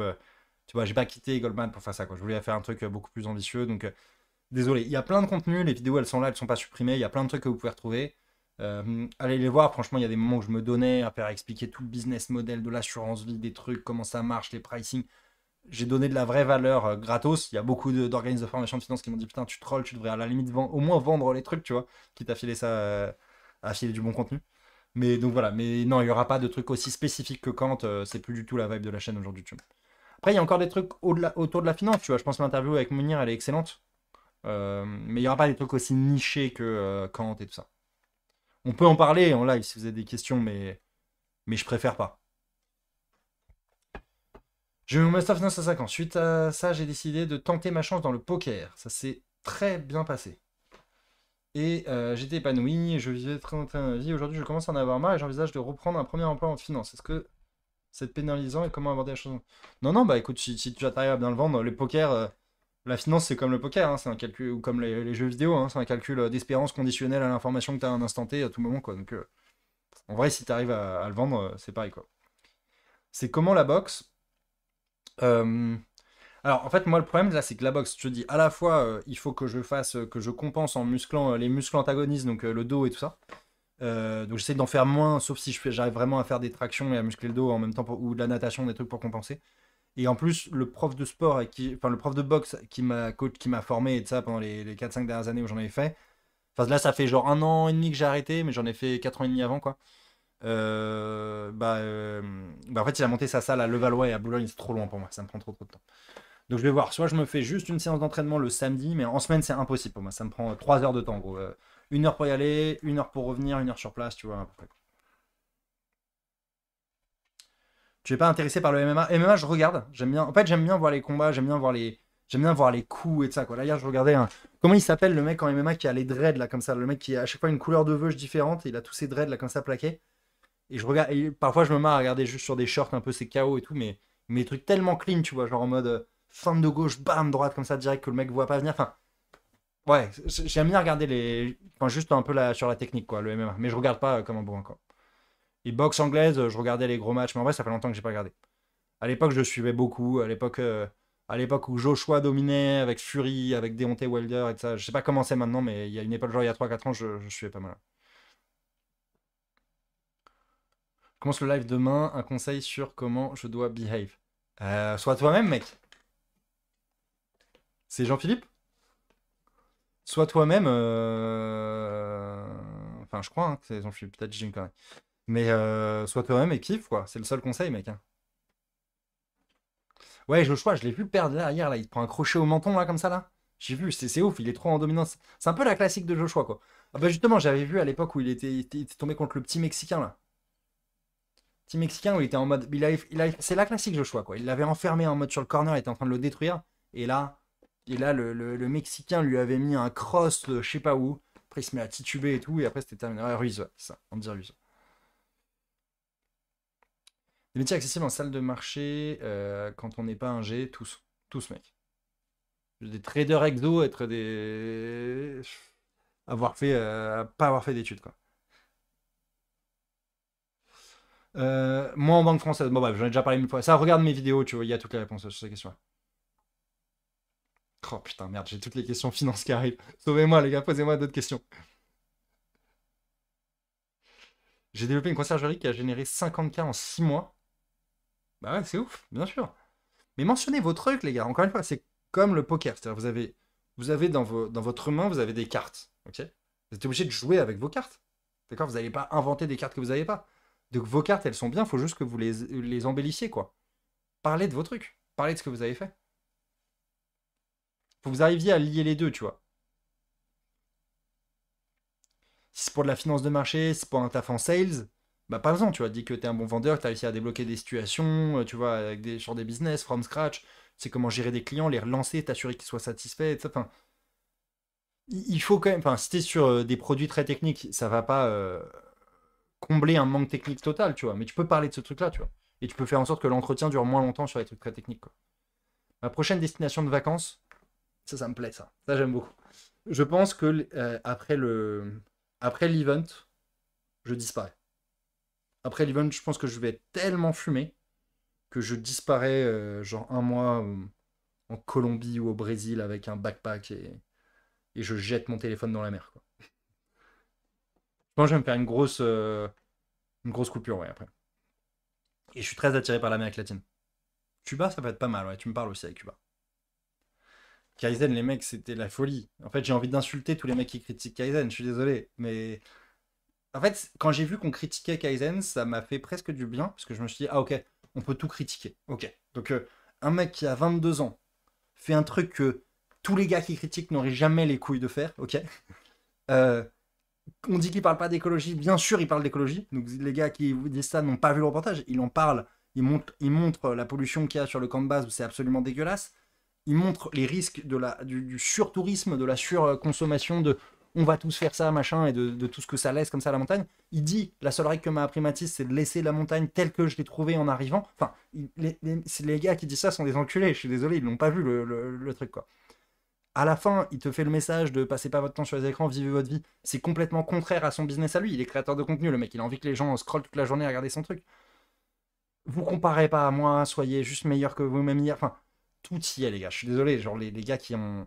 Je comprends pas les mecs qui chient sur ce truc-là, quoi. Et encore une fois, le gars a 22 ans, hein. Vous vous rendez compte de la vitesse à laquelle il a mûri? Je pense qu'à 22 ans, il est plus mûr que moi à 33. Ouais, c'est ça, ils ont le seum. Ils ont vraiment grave le seum. En fait, ils ont le seum. C'est trop dur pour eux comme claque, tu vois. C'est-à-dire que eux, ils se disaient, putain, mais ce que moi j'appelle la créateur économie, ce qui est un nom très venture capital, tu vois. Les gens dans le business, même les gens dans le business s'appellent pas ça comme ça. C'est un nom vraiment des capital risques qui ont une vision plus macro du truc et tout. Euh, et aux US, tu vois, pas tellement en France et tout. Mais eux, les gens, ils voient ça comme des youtubeurs, des petits cons, tu vois, qui ont rien à foutre de leur vie et qui sont là dans leur chambre, qui font des vidéos et que tout le monde est con, que les jeunes, ils regardent ça parce qu'ils sont cons, ils font rien de leur journée, de ça. Et donc là, se prendre une claque dans la gueule de se dire, ah ouais, putain, en fait c'est ça, quoi. YouTube, c'est ça. C'est un mec comme ça qui te met une claque dans la gueule énorme et qui a raison sur tout, en fait, tu vois. Et qui est très humble en le faisant et qui se met pas du tout en avant et tout. Waouh. Ils étaient pas prêts, tu vois. Donc en fait, c'est un refus de. J'ai toujours chié là-dessus, donc je vais continuer à chier dessus parce que ça serait trop remettre tout en cause et tout ça, quoi. Ça rend fou, hein. Franchement, les gars. C'est vrai que après, j'ai la flemme de fumer des gars sur LinkedIn. Je suis pas un gars très conflictuel, moi, mais j'aurais peut-être dû m'en faire un ou deux, quoi. Non, mais t'es fou. Moi, j'ai. Ouais, non, mais j'ai. Bon, après, je suis très émotif, hein. Je suis très sensible. Je suis pas empathique, mais je suis sensible, en fait. C'est souvent les gens ont du mal à capter ça. Je suis pas empathique parce que je suis dans ma bulle, donc j'ai du mal à capter ce que les gens ressentent autour de moi. Par contre, quand tu me touches, enfin, quand je suis connecté sur un truc, ça me touche plein de balles, quoi. Donc, ouais, ouais, non, j'ai payé ma chiale à la fin et tout ça, quoi.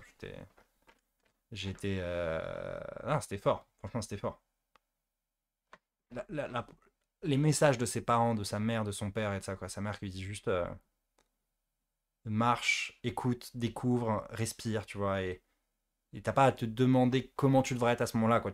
Les trucs vont arriver et à ce moment-là, tu verras ce que tu dois faire et ça. Enfin, c'est tellement puissant, quoi. Ou ce que son père lui dit aussi en mode. Enfin, bien sûr que je suis inquiet pour toi, tu vois. Je suis ton père, je serai toujours inquiet pour toi. Enfin, je sais pas. Franchement, je l'ai trouvé. J'ai trouvé vraiment que c'était une masterpiece. C'était un chef-d'œuvre, ce truc. Un chef-d'œuvre.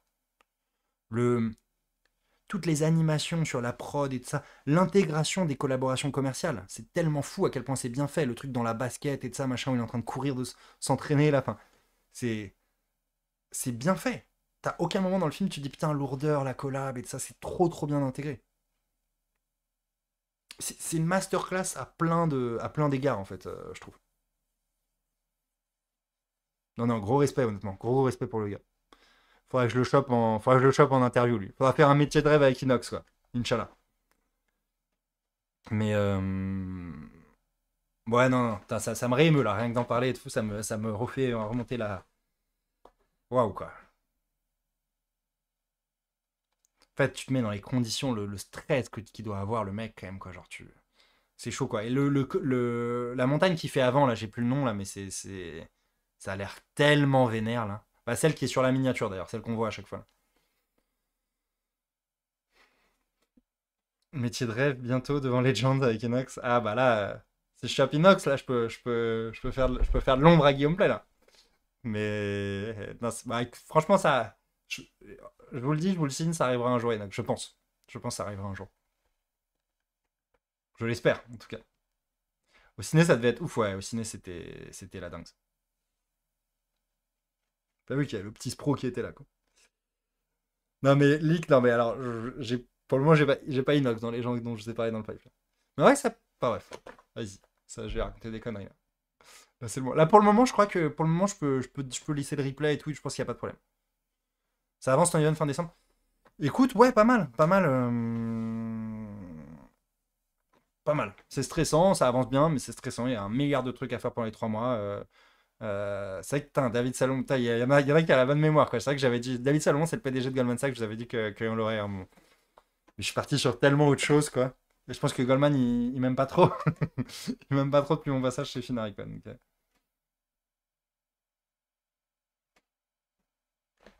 le loup du game est pas loin. Ah, j'aime bien ça, ce petit surnom là. Vas-y, on garde le loup du game. Le loup est là. Sur quoi on était avant, je sais plus. Moi, les dernières interviews, sinon, Douag, Mounir et tout, vous avez kiffé?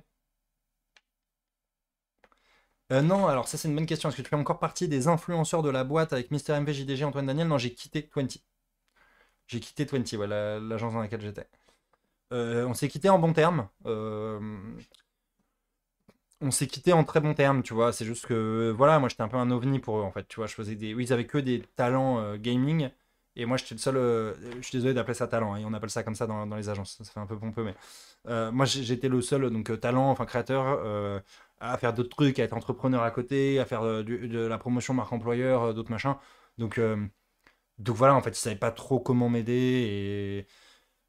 Et voilà, au bout d'un moment, on s'est dit, bon, bah, écoutez, on se quitte. Et ils m'ont dit, ouais, franchement, on est désolé. On sait que tu vas cartonner, que tu es au tout début de ton truc. Et voilà, je parlais avec le boss et il m'a dit, je suis vraiment deg. On n'a pas réussi à bien t'accompagner. Quand je lui ai dit, bah, je me barre, il m'a dit, bah, Je m'y attendais, tu vois. Je m'y attendais à ce que tu me dises que tu te barres. Parce que on peut se barrer que aux dates anniversaires, tu vois, du contrat. Et donc là, ça faisait un an, là, c'était en septembre. Donc, on lui a dit avec mon associé qu'on se cassait, et il comprenait très bien. Et franchement, on s'est barré en super terme. Donc, pas trop kiffé. Avec, je le connaissais déjà très bien. Parce que tu le connaissais déjà très bien, c'est ça? T'as rien appris, quoi. Doig, trop bien. T'as une mauvaise relation avec tes anciens collègues de GS? Je dirais pas ça. Enfin, en fait, il y en a avec qui je suis méga pote. Il y en a qui comprennent et qui me disent, mec, t'as raison. Enfin, tout ce que tu dis est vrai et ça. Et il y en a qui sont encore un peu dans le déni, tu vois. Il y en a qui ont soit par ego, soit parce que leur impacte leur business, soit parce que leurs clients sont vénères aussi. Il y a des clients qui ont pété des câbles contre ce que je disais, tu vois, parce que ça défonçait tout l'univers des conseillers de gestion en patrimoine, des brokers. Et comme eux, leur taf, c'est de chialer toute la journée, bah, qu'est-ce qu'ils faisaient? Bah, ils appelaient le desk de Goldman en disant putain, c'est qui ce mec? Qu'est-ce qu'il a raconté? Machin, et ça. Comme si Goldman pouvait me tenir, tu vois. Donc, ils leur mettaient un peu des coups de presse et de ça. Enfin, bref. Mais. Donc, en fait, je pense que les gens vraiment sur le business des structurés, de ce que je décris de ça, même pas trop, ceux qui sont un peu plus loin, en vrai, tu vois, il y a encore un mois, là, je prenais une binouse avec des mecs enfin, des big boss de managing director et tout de Goldman. Donc, voilà, ça va, tu vois. Mais j'ai pas que des copains, en fait, on va plus dire ça. Faut pas non plus se victimiser en mode, ça y est, je suis l'ennemi numéro un. C'est pas le cas, mais j'ai pas que des potes, quoi. Pas fait que des potes. Mais ce serait intéressant. En vrai, je te dis ça, c'est un ressenti, hein, c'est de ce que j'entends, de ce qu'on me dit et de ça. La vérité, c'est que je les vois aussi très rarement, tu vois, donc j'en sais rien en fait de ce que les gens aussi pensent de moi, tu vois. Non, en fait, le truc que j'ai vu, c'est ça, et ça, j'en parle un peu dans l'interview avec Meunier, mais c'est plus que à chaque fois que je creusais avec un hater, je me rendais compte que c'était un mec de la finance. Donc à un moment, j'en ai déduit que les gars en finance, tout le monde ne pouvait pas me blairer, alors que c'est pas ça, c'est juste que 90% de mes haters sont des gens de ce monde-là, c'est plus ça. Ce qui veut pas dire que tout le monde là-dedans ne m'aime pas, tu vois. Tony, à Paris, peux-tu m'aider, c'est mon CV. On aime bien là. Ah là là, ça me fait plaisir ça. Tu sais qu'en conférence, il y avait un mec qui me l'avait demandé. Putain, ça me manque, franchement, putain, c'est ouf. Le roadshow des écoles, c'est il y a un an, quoi. Ça aussi, j'avais trop kiffé. En vrai, j'ai quand même bien kiffé ces dernières années, hein. Je vais pas vous mentir, je me suis quand même bien marré, quoi. Alors, je repense à ça, pardon, parce qu'à un moment, j'étais en conférence. Il y a un mec qui s'est levé et qui a dit ouais, Joker, tu dans une de tes vidéos que on n'a rien si on tente rien dans la vie et de ça. Alors, moi, voilà, je t'ai ramené mon CV, est-ce que tu peux le prendre et tout. Tout l'amphi l'applaudit et de ça. Et je dis franchement très fort, très fort, très fort. Mais je vais pas pouvoir le prendre parce que j'en ai pris aucun depuis le début et je sais pas comment c'est maintenant. Ouais, non, putain. Ah, vous mettez des souvenirs. Dixième au classement mime. Les SEC, moi, tout ce que je peux dire, c'est que les SEC, c'est la seule école qui ne m'a pas invité. La seule école.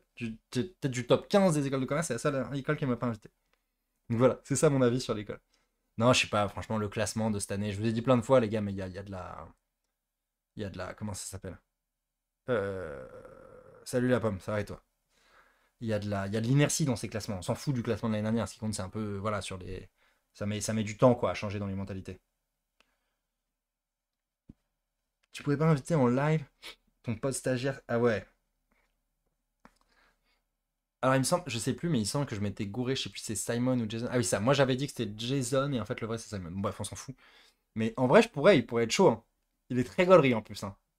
Il est très marrant quand il parle. C'est vrai que je pourrais l'inviter lui. Ça vous ferait délirer un truc avec lui? Lui maintenant, il est entrepreneur à Station F, puis une boîte qui s'appelle. Je peux lire son blaze, hein, je pense qu'il s'en bat les couilles. Si vous voulez regarder ce qu'il fait, il s'appelle Anthony Munoz Cifuentes. Ah, vous seriez chaud, ok. Ok, ok. Putain, et vous savez que les gars, j'ai pensé à vous, parce que bah, un des gars avec qui je suis resté pote, notamment, c'est le subprime sur patte.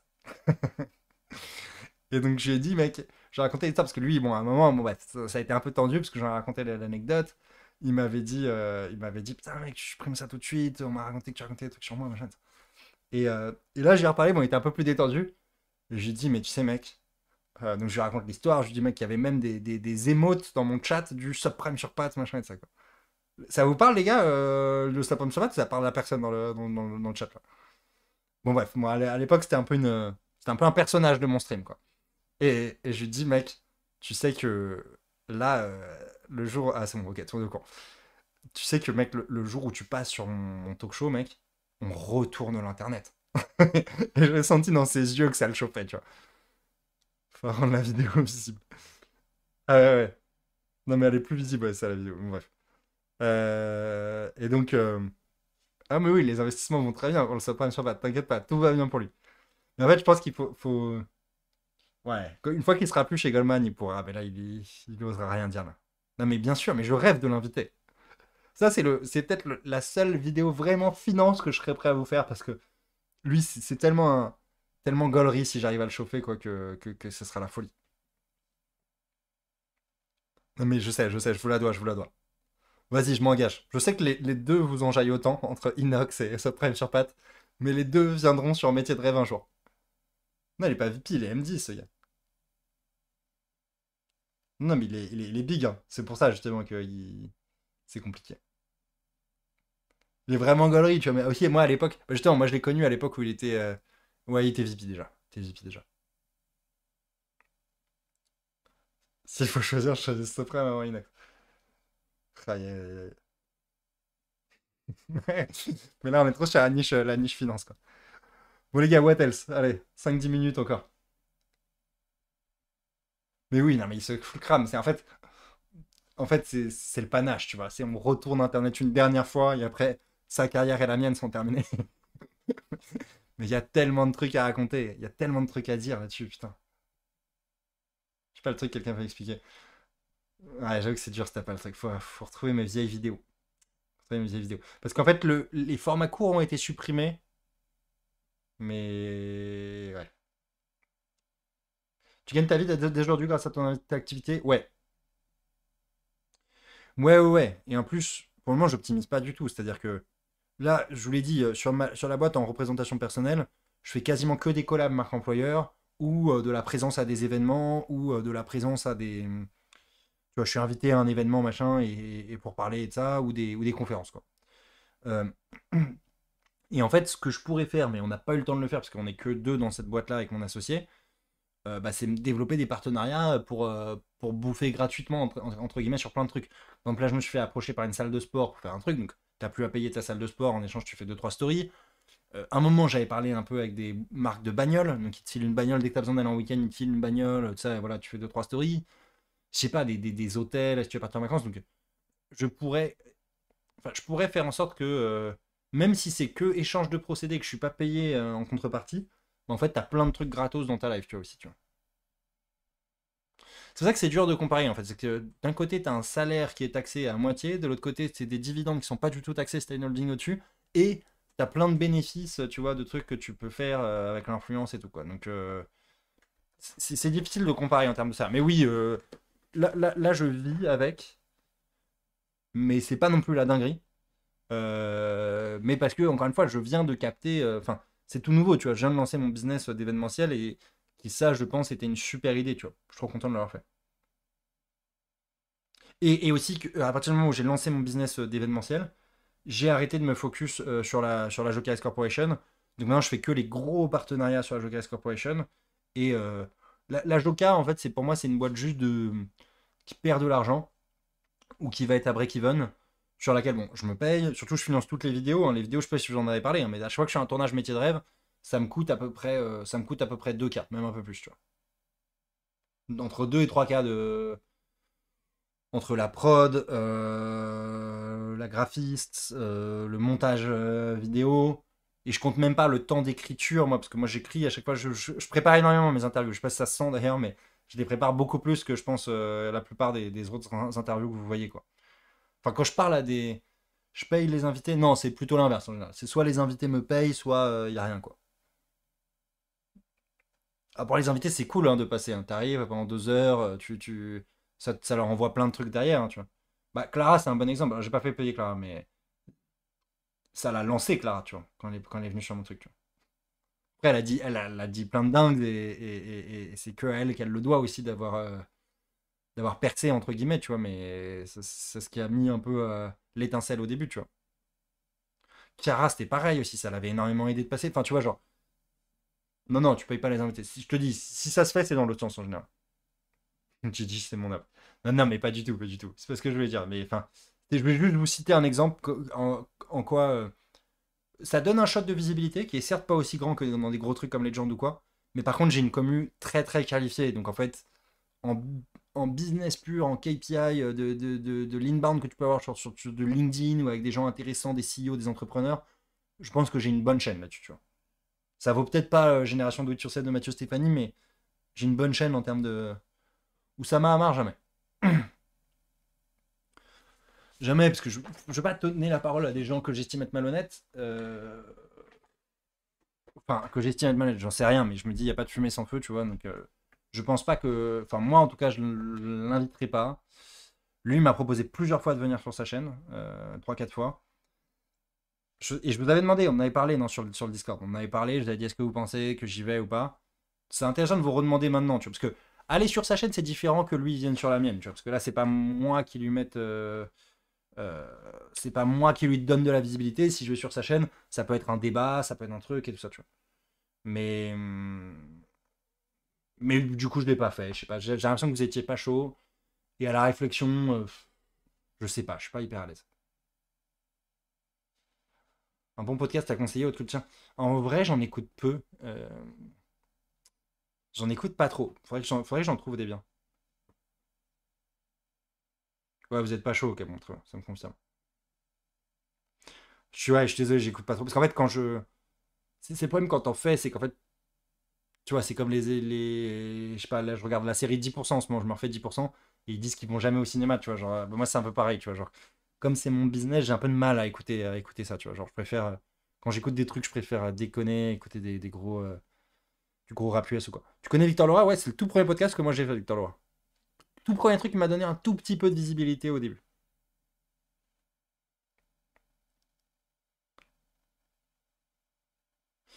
Si tu devais refaire ton parcours, retournerais-tu dans la finance, donc que ferais-tu? En fait, c'est compliqué parce qu'aujourd'hui, enfin, franchement, je peux pas cracher sur ce que j'ai fait en finance. C'est ça qui m'a permis de me faire connaître aussi vite parce que les gens, encore une fois, étaient persuadés que être VP chez Goldman, c'était stylé et que c'était dur, tu vois. Les gens sacralisaient ce truc-là de fou. Même si j'expliquais plein de fois que c'est éclaté au sol, les gens se disent ah waouh, VP chez Goldman et ça, tu vois. Donc ça m'a aidé de fou. Et c'est pour ça que je l'ai poussé en avant. Je l'ai mis énormément en avant. Au point presque que ça a saoulé les gens, le côté ex-VP Goldman devenu Master sur le machin. Mais donc c'était, tu vois, donc je referais pareil, tu vois. Je resterais peut-être un peu moins de temps, mais quoique, tu vois, le fait d'avoir passé 7 ans c'est bien, les mecs se disent pas, il a juste passé 3-4 ans, et puis après les années de junior, ça l'a saoulé, tu vois. Genre, j'ai vu un peu aussi le côté politique, le côté un peu haut level et tout, quoi. Donc, voilà.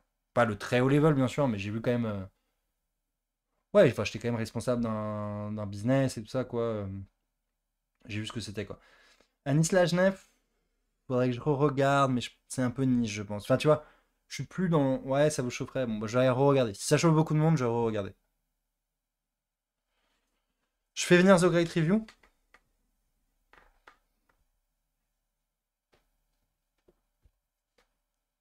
À réfléchir. En fait, le problème, c'est que je veux pas non plus. Là, déjà, j'ai fait beaucoup d'interviews entre Skyhard, Zerator, Dwagby. Je suis un peu trop aussi déjà sur la niche internet, tu vois. Alors que dans la créateur économie, moi, j'aimerais que toutes les verticales soient représentées, tu vois. Donc, si je pouvais avoir, je sais pas, de la santé, des gens qui font de l'impact environnement, tu vois, genre type un Hugo Clément, tu vois. Ouais, j'aimerais pas faire que la bulle un peu ancien gaming, divertissement et de ça, quoi. Même si Dwag, c'est marrant, on en parle dans l'interview, à un moment, il dit, ouais.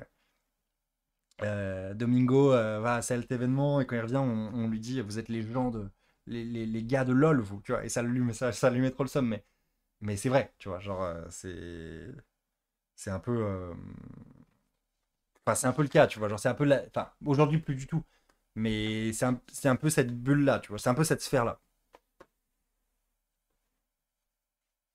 Et moi le but ouais dans la carte économie c'est et dans mon event en fait le but c'est que toutes les verticales soient représentées et donc en amont de mon event c'est que tous les créateurs soient représentés quoi. Anthony Bourbon, je sais pas trop quoi en penser. Ça vous épeuré de ouf là. Guillaume Play, c'est. Alors, c'est pas au niveau d'Oussama, mais. Je sais pas trop quoi en penser.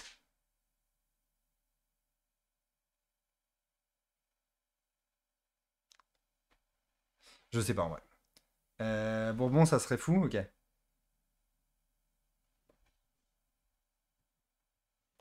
Interview métier de rêve Macron, j'y ai pensé. Mais le problème, il faudrait qu'il soit plus en poste. Quoi. C'est-à-dire que moi, j'aimerais vraiment l'interviewer en mode en tant qu'humain, tu vois, qui a été président, sa carrière, son truc et tout, tu vois. Pas en tant que homme poli. Enfin, tu vois, et c'est très compliqué parce que est-ce que pendant un moment, pendant 2 heures, tu peux lui dire, tu vois, Manu, on se tutoie. Tu me parles vraiment de ta life, comment tu l'as vécu et de ça. Et tu vois, c'est très compliqué à faire ça, tu vois. Et on oublie un peu que t'es président, tu vois. Donc je pense que je pourrais le faire avec un ancien ministre ou un ancien président et tout. Mais compliqué, quoi.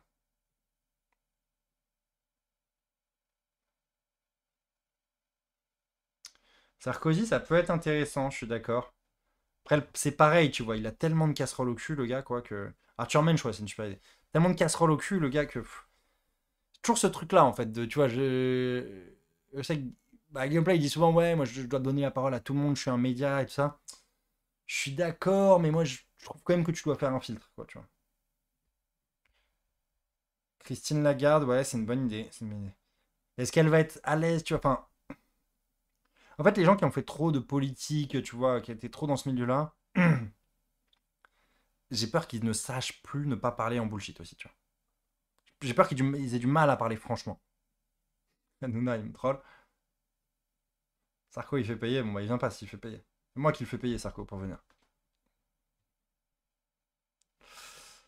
Kameto.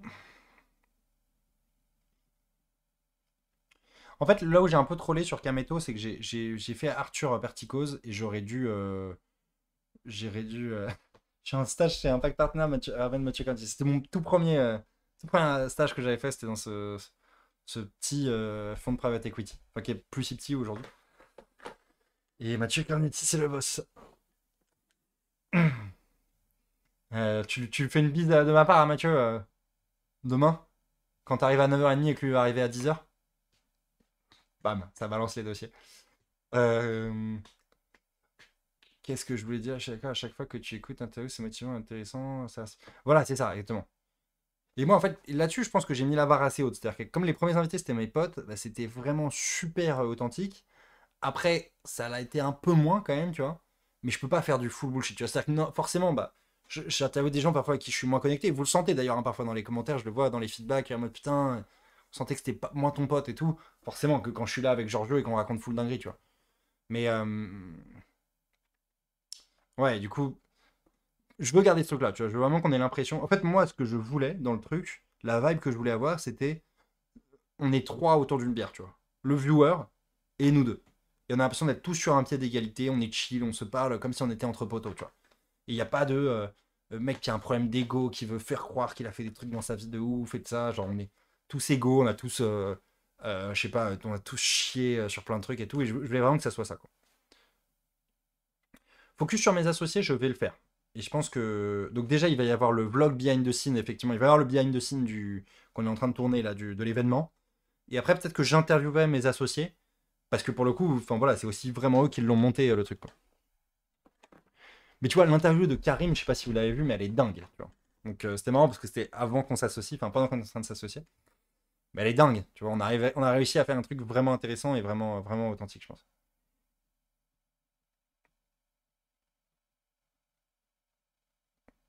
Jigme, je l'ai pas, j'ai pas la ref. Kerviel, j'ai l'impression qu'il s'est vu et revu. Samuel Etienne, est-ce que Samuel Etienne pendant 2h30 c'est intéressant? Je me suis posé la question. Je sais pas. Peut-être, hein, peut-être. Franchement, Mounir était cool. Non, mais je sais pas, peut-être je suis dur avec Samuel Etienne, hein, j'en sais rien. Mais c'est intéressant, quoi. Genre, sacrée vie avant? Ok. Est-ce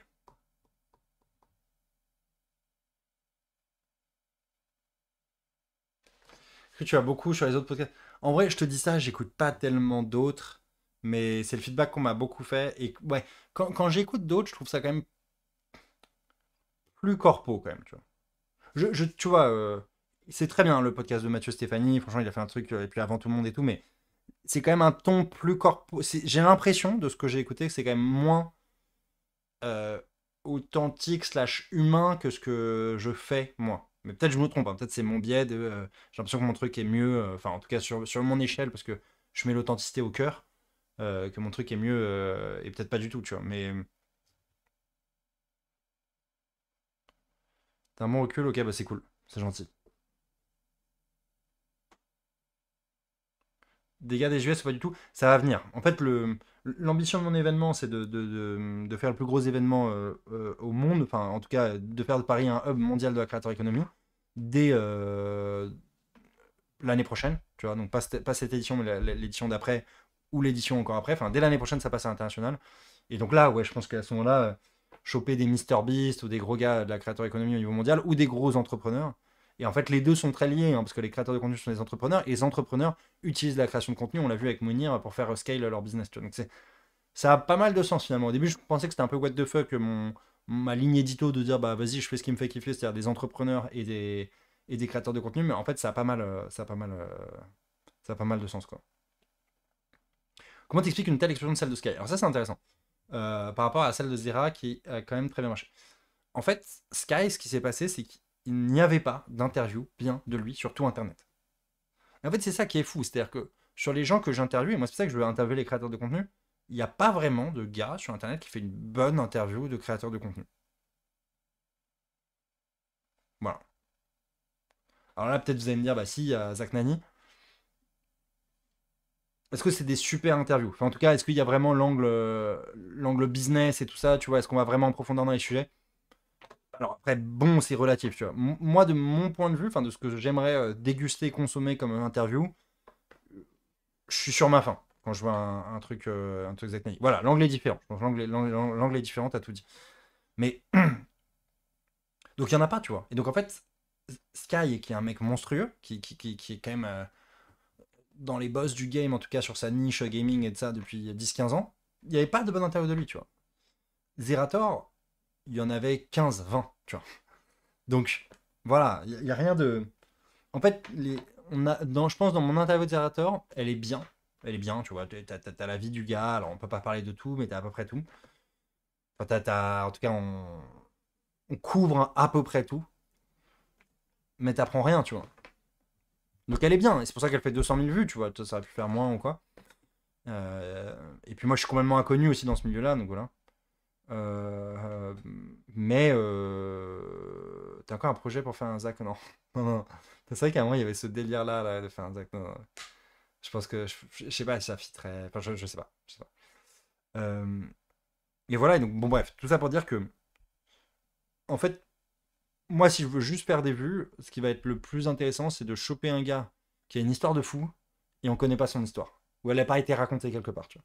Et c'est pour ça que Sky, ça a fait ça comme chiffre et Zera, ça n'a pas fait ça, tu vois. Mikoch, j'étais un peu déçu. Je pensais que ça allait faire plus de vues, Mikoch, je vous avoue. C'est intéressant. Je sais pas pourquoi ça a pas fait tant de vues alors que, enfin, de mon point de vue, elle est hyper, hyper intéressante.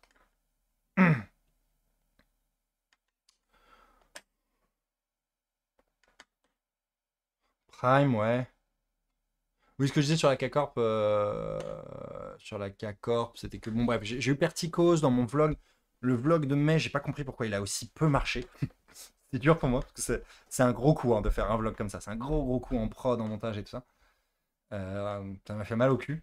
Et dedans, alors peut-être que c'était un format qui voulait rien dire en mode mi-vlog, mi-interview et tout ça. J'ai testé un truc. Bon, bref, faut aussi savoir se rater hein, dans la vie. Mais voilà. Et donc ça a pas trop marché. Et donc l'interview d'Arthur étant dedans et qui n'a pas marché.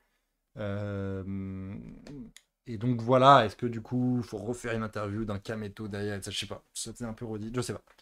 Donc c'est vrai que j'ai pas fait ça. Déçu, Micole, je m'attendais à bien plus, ok. Mais genre quoi, genre à quoi qu'est-ce qu'on n'a pas fait, qu'est-ce qui était pas bien? Kevin Tran, c'est pas une mauvaise idée, ouais. J'avoue que je l'avais dans un coin je l'ai dans un coin de ma tête. Je l'ai dans un coin de ma tête. Ok, bon les amis, what else? Deux petites dernières minutes là. Ouais, ils avaient fait ça comme école, ouais, je crois que c'est ça.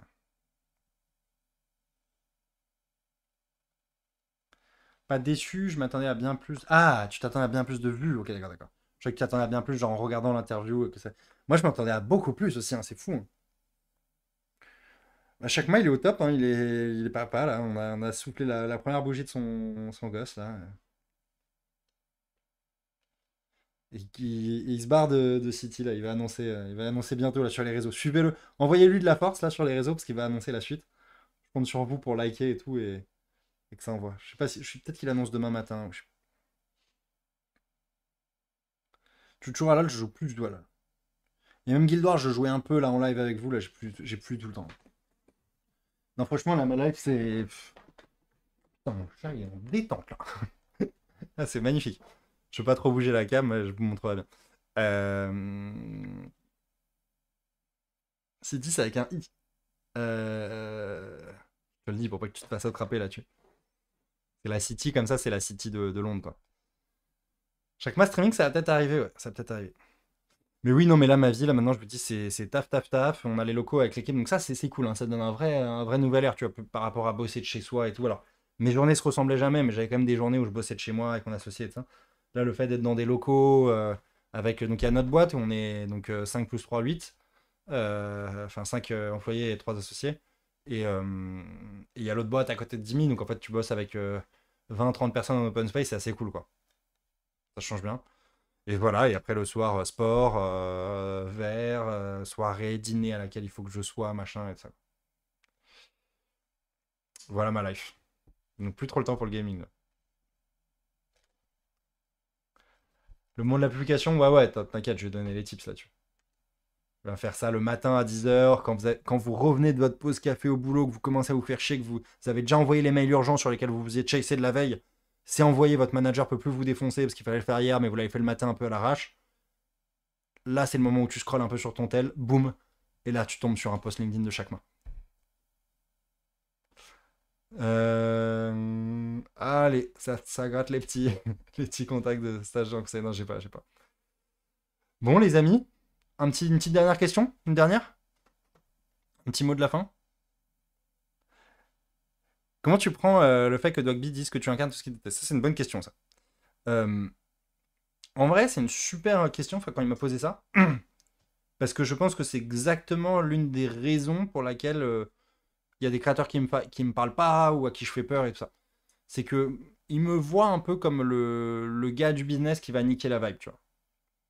Alors que c'est pas du tout ce que je veux faire, tu vois. C'est pas en mode. Même si je dis souvent la créateur économie 250 milliards de dollars, machin, c'est aussi pour vendre un peu le truc et vendre mon event. Mais moi, ce qui m'excite là-dedans, c'est pas les 250 milliards de la créateur économie. C'est le côté authentique, le côté kiffant que c'est, quoi. C'est que j'adore ça, la création de contenu, et je pense qu'il y a un potentiel de fou là-dedans, tu vois.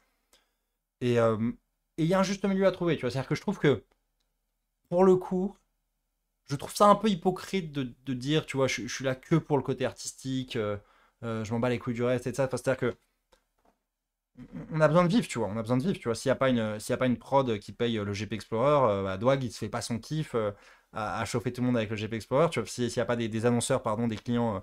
Le budget, il me semble que c'est 6 millions, si j'ai pas de conneries, tu vois. Donc c'est trop bien. C'est un rêve et de ça que tu vis avec d'autres créateurs de contenu devant 40 000 personnes qui sont dans le stade, 1 million de personnes qui sont là en live et de ça, c'est fou. Mais ça coûte de l'argent, tout ça, tu vois. Donc en fait, je comprends son point. Genre, il faut pas que ce truc-là devienne un truc pur business, il n'y a plus d'authenticité, on est là que pour la thune et de ça, et ça nique tout, tu vois. Et je viens d'un univers, d'un monde où tout n'était là que pour la thune, et effectivement, c'est horrible. Les relations entre les gens deviennent horribles, et tout devient horrible, et je suis d'accord avec ça.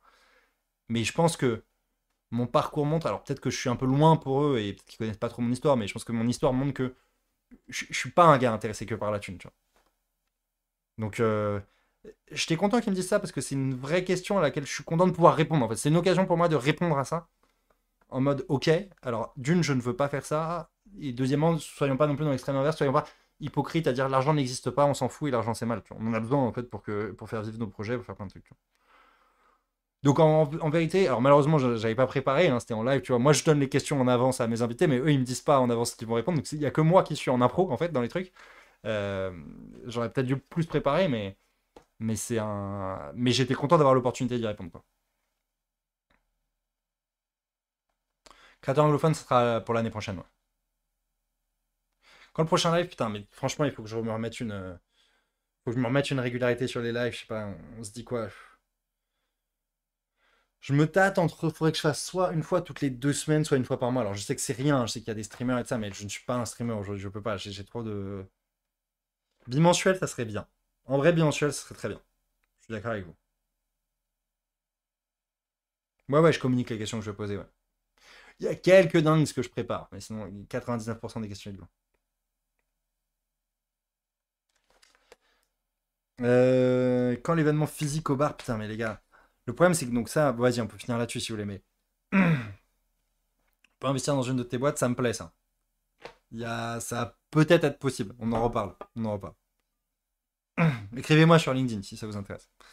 Euh, Qu'est-ce que MDR, la bonne question qui peut mettre dans la sauce? Moi, fait plus chez City, il va annoncer ça soon.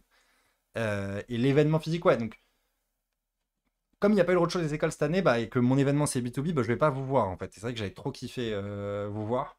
Donc, faut qu'on fasse un truc. Quand j'avais annoncé ça en fait sur Insta, que j'allais faire une teuf et tout, je m'ai en fait, au début, je pensais qu'on allait faire un bar avec 50-200 personnes à Paris. En fait, je pense que c'est plus un truc de 2000 personnes quoi qu'il faut viser, quoi. Entre 2000 et 5000 personnes. J'ai l'impression, peut-être que je me chauffe trop, mais de mes calculs que j'ai fait à l'arrache, quoi. Entre le taux d'engagement, le nombre de personnes qui avaient vu la story par rapport à tous les réseaux, tous les machins, bon bref. Plus tous ceux qui sont pas abordés et qui vont peut-être venir parce qu'ils s'abonnent pas mais ils voient le contenu et tout. Bon bref.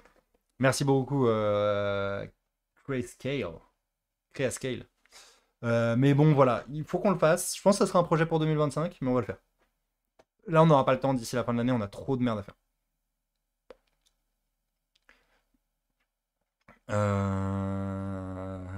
Ok.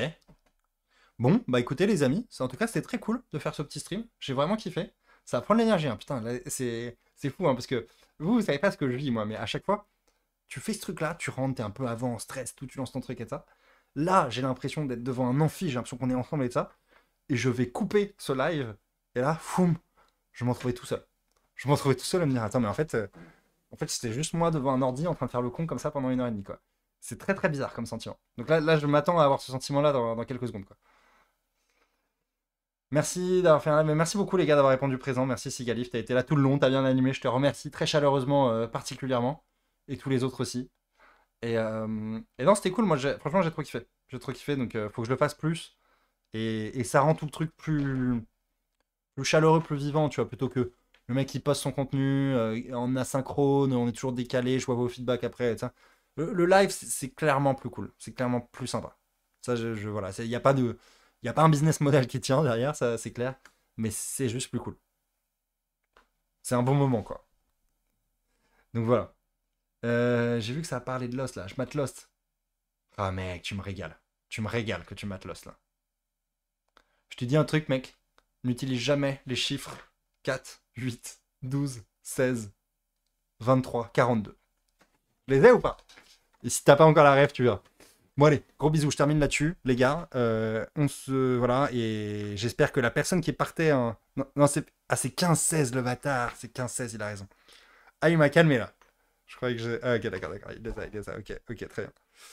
En 2 semaines, les 6 saisons. Qu'est-ce que c'est bien la saison 5. Donc là, t'as Mr. Lafleur. T'as le Mr. Lafleur ou pas? Hurley, quoi. Putain, Hurley. Because you're kind of the leader, dude. Je sais pas. Enfin bref, faudrait que je travaille un peu la voix de Hurley, mais Hurley, je peux faire des bonnes imitations du gars, quoi. Bah, saison 5, t'as Mr. Lafleur. Tout le chat doit se demander de quoi on parle, quoi. Mais les gars, si vous avez pas vu Lost, allez voir Lost. Hein. C'est la meilleure série de tous les temps. Ah, je l'ai un peu, ça me régale. Ça me régale. Les amis, je vous fais des gros bisous. C'était un plaisir de vous voir. Tous ceux qui voient le replay, ça me fait plaisir. Et merci pour votre soutien, les gars, je vous le dis. Un grand, grand merci. J'ai toujours besoin de vous tout le temps et tout au long de cette aventure, j'aurai besoin de vous. Et merci à ceux qui suivent depuis le début. Et voilà. Gros bisous, bonne soirée. Et on essaie de se faire ça toutes les 2 semaines. Ah, Annie Léonard, à la fin. Un plaisir de t'avoir eu. Allez, moment de solitude. 3, 2, 1. Gros bisous.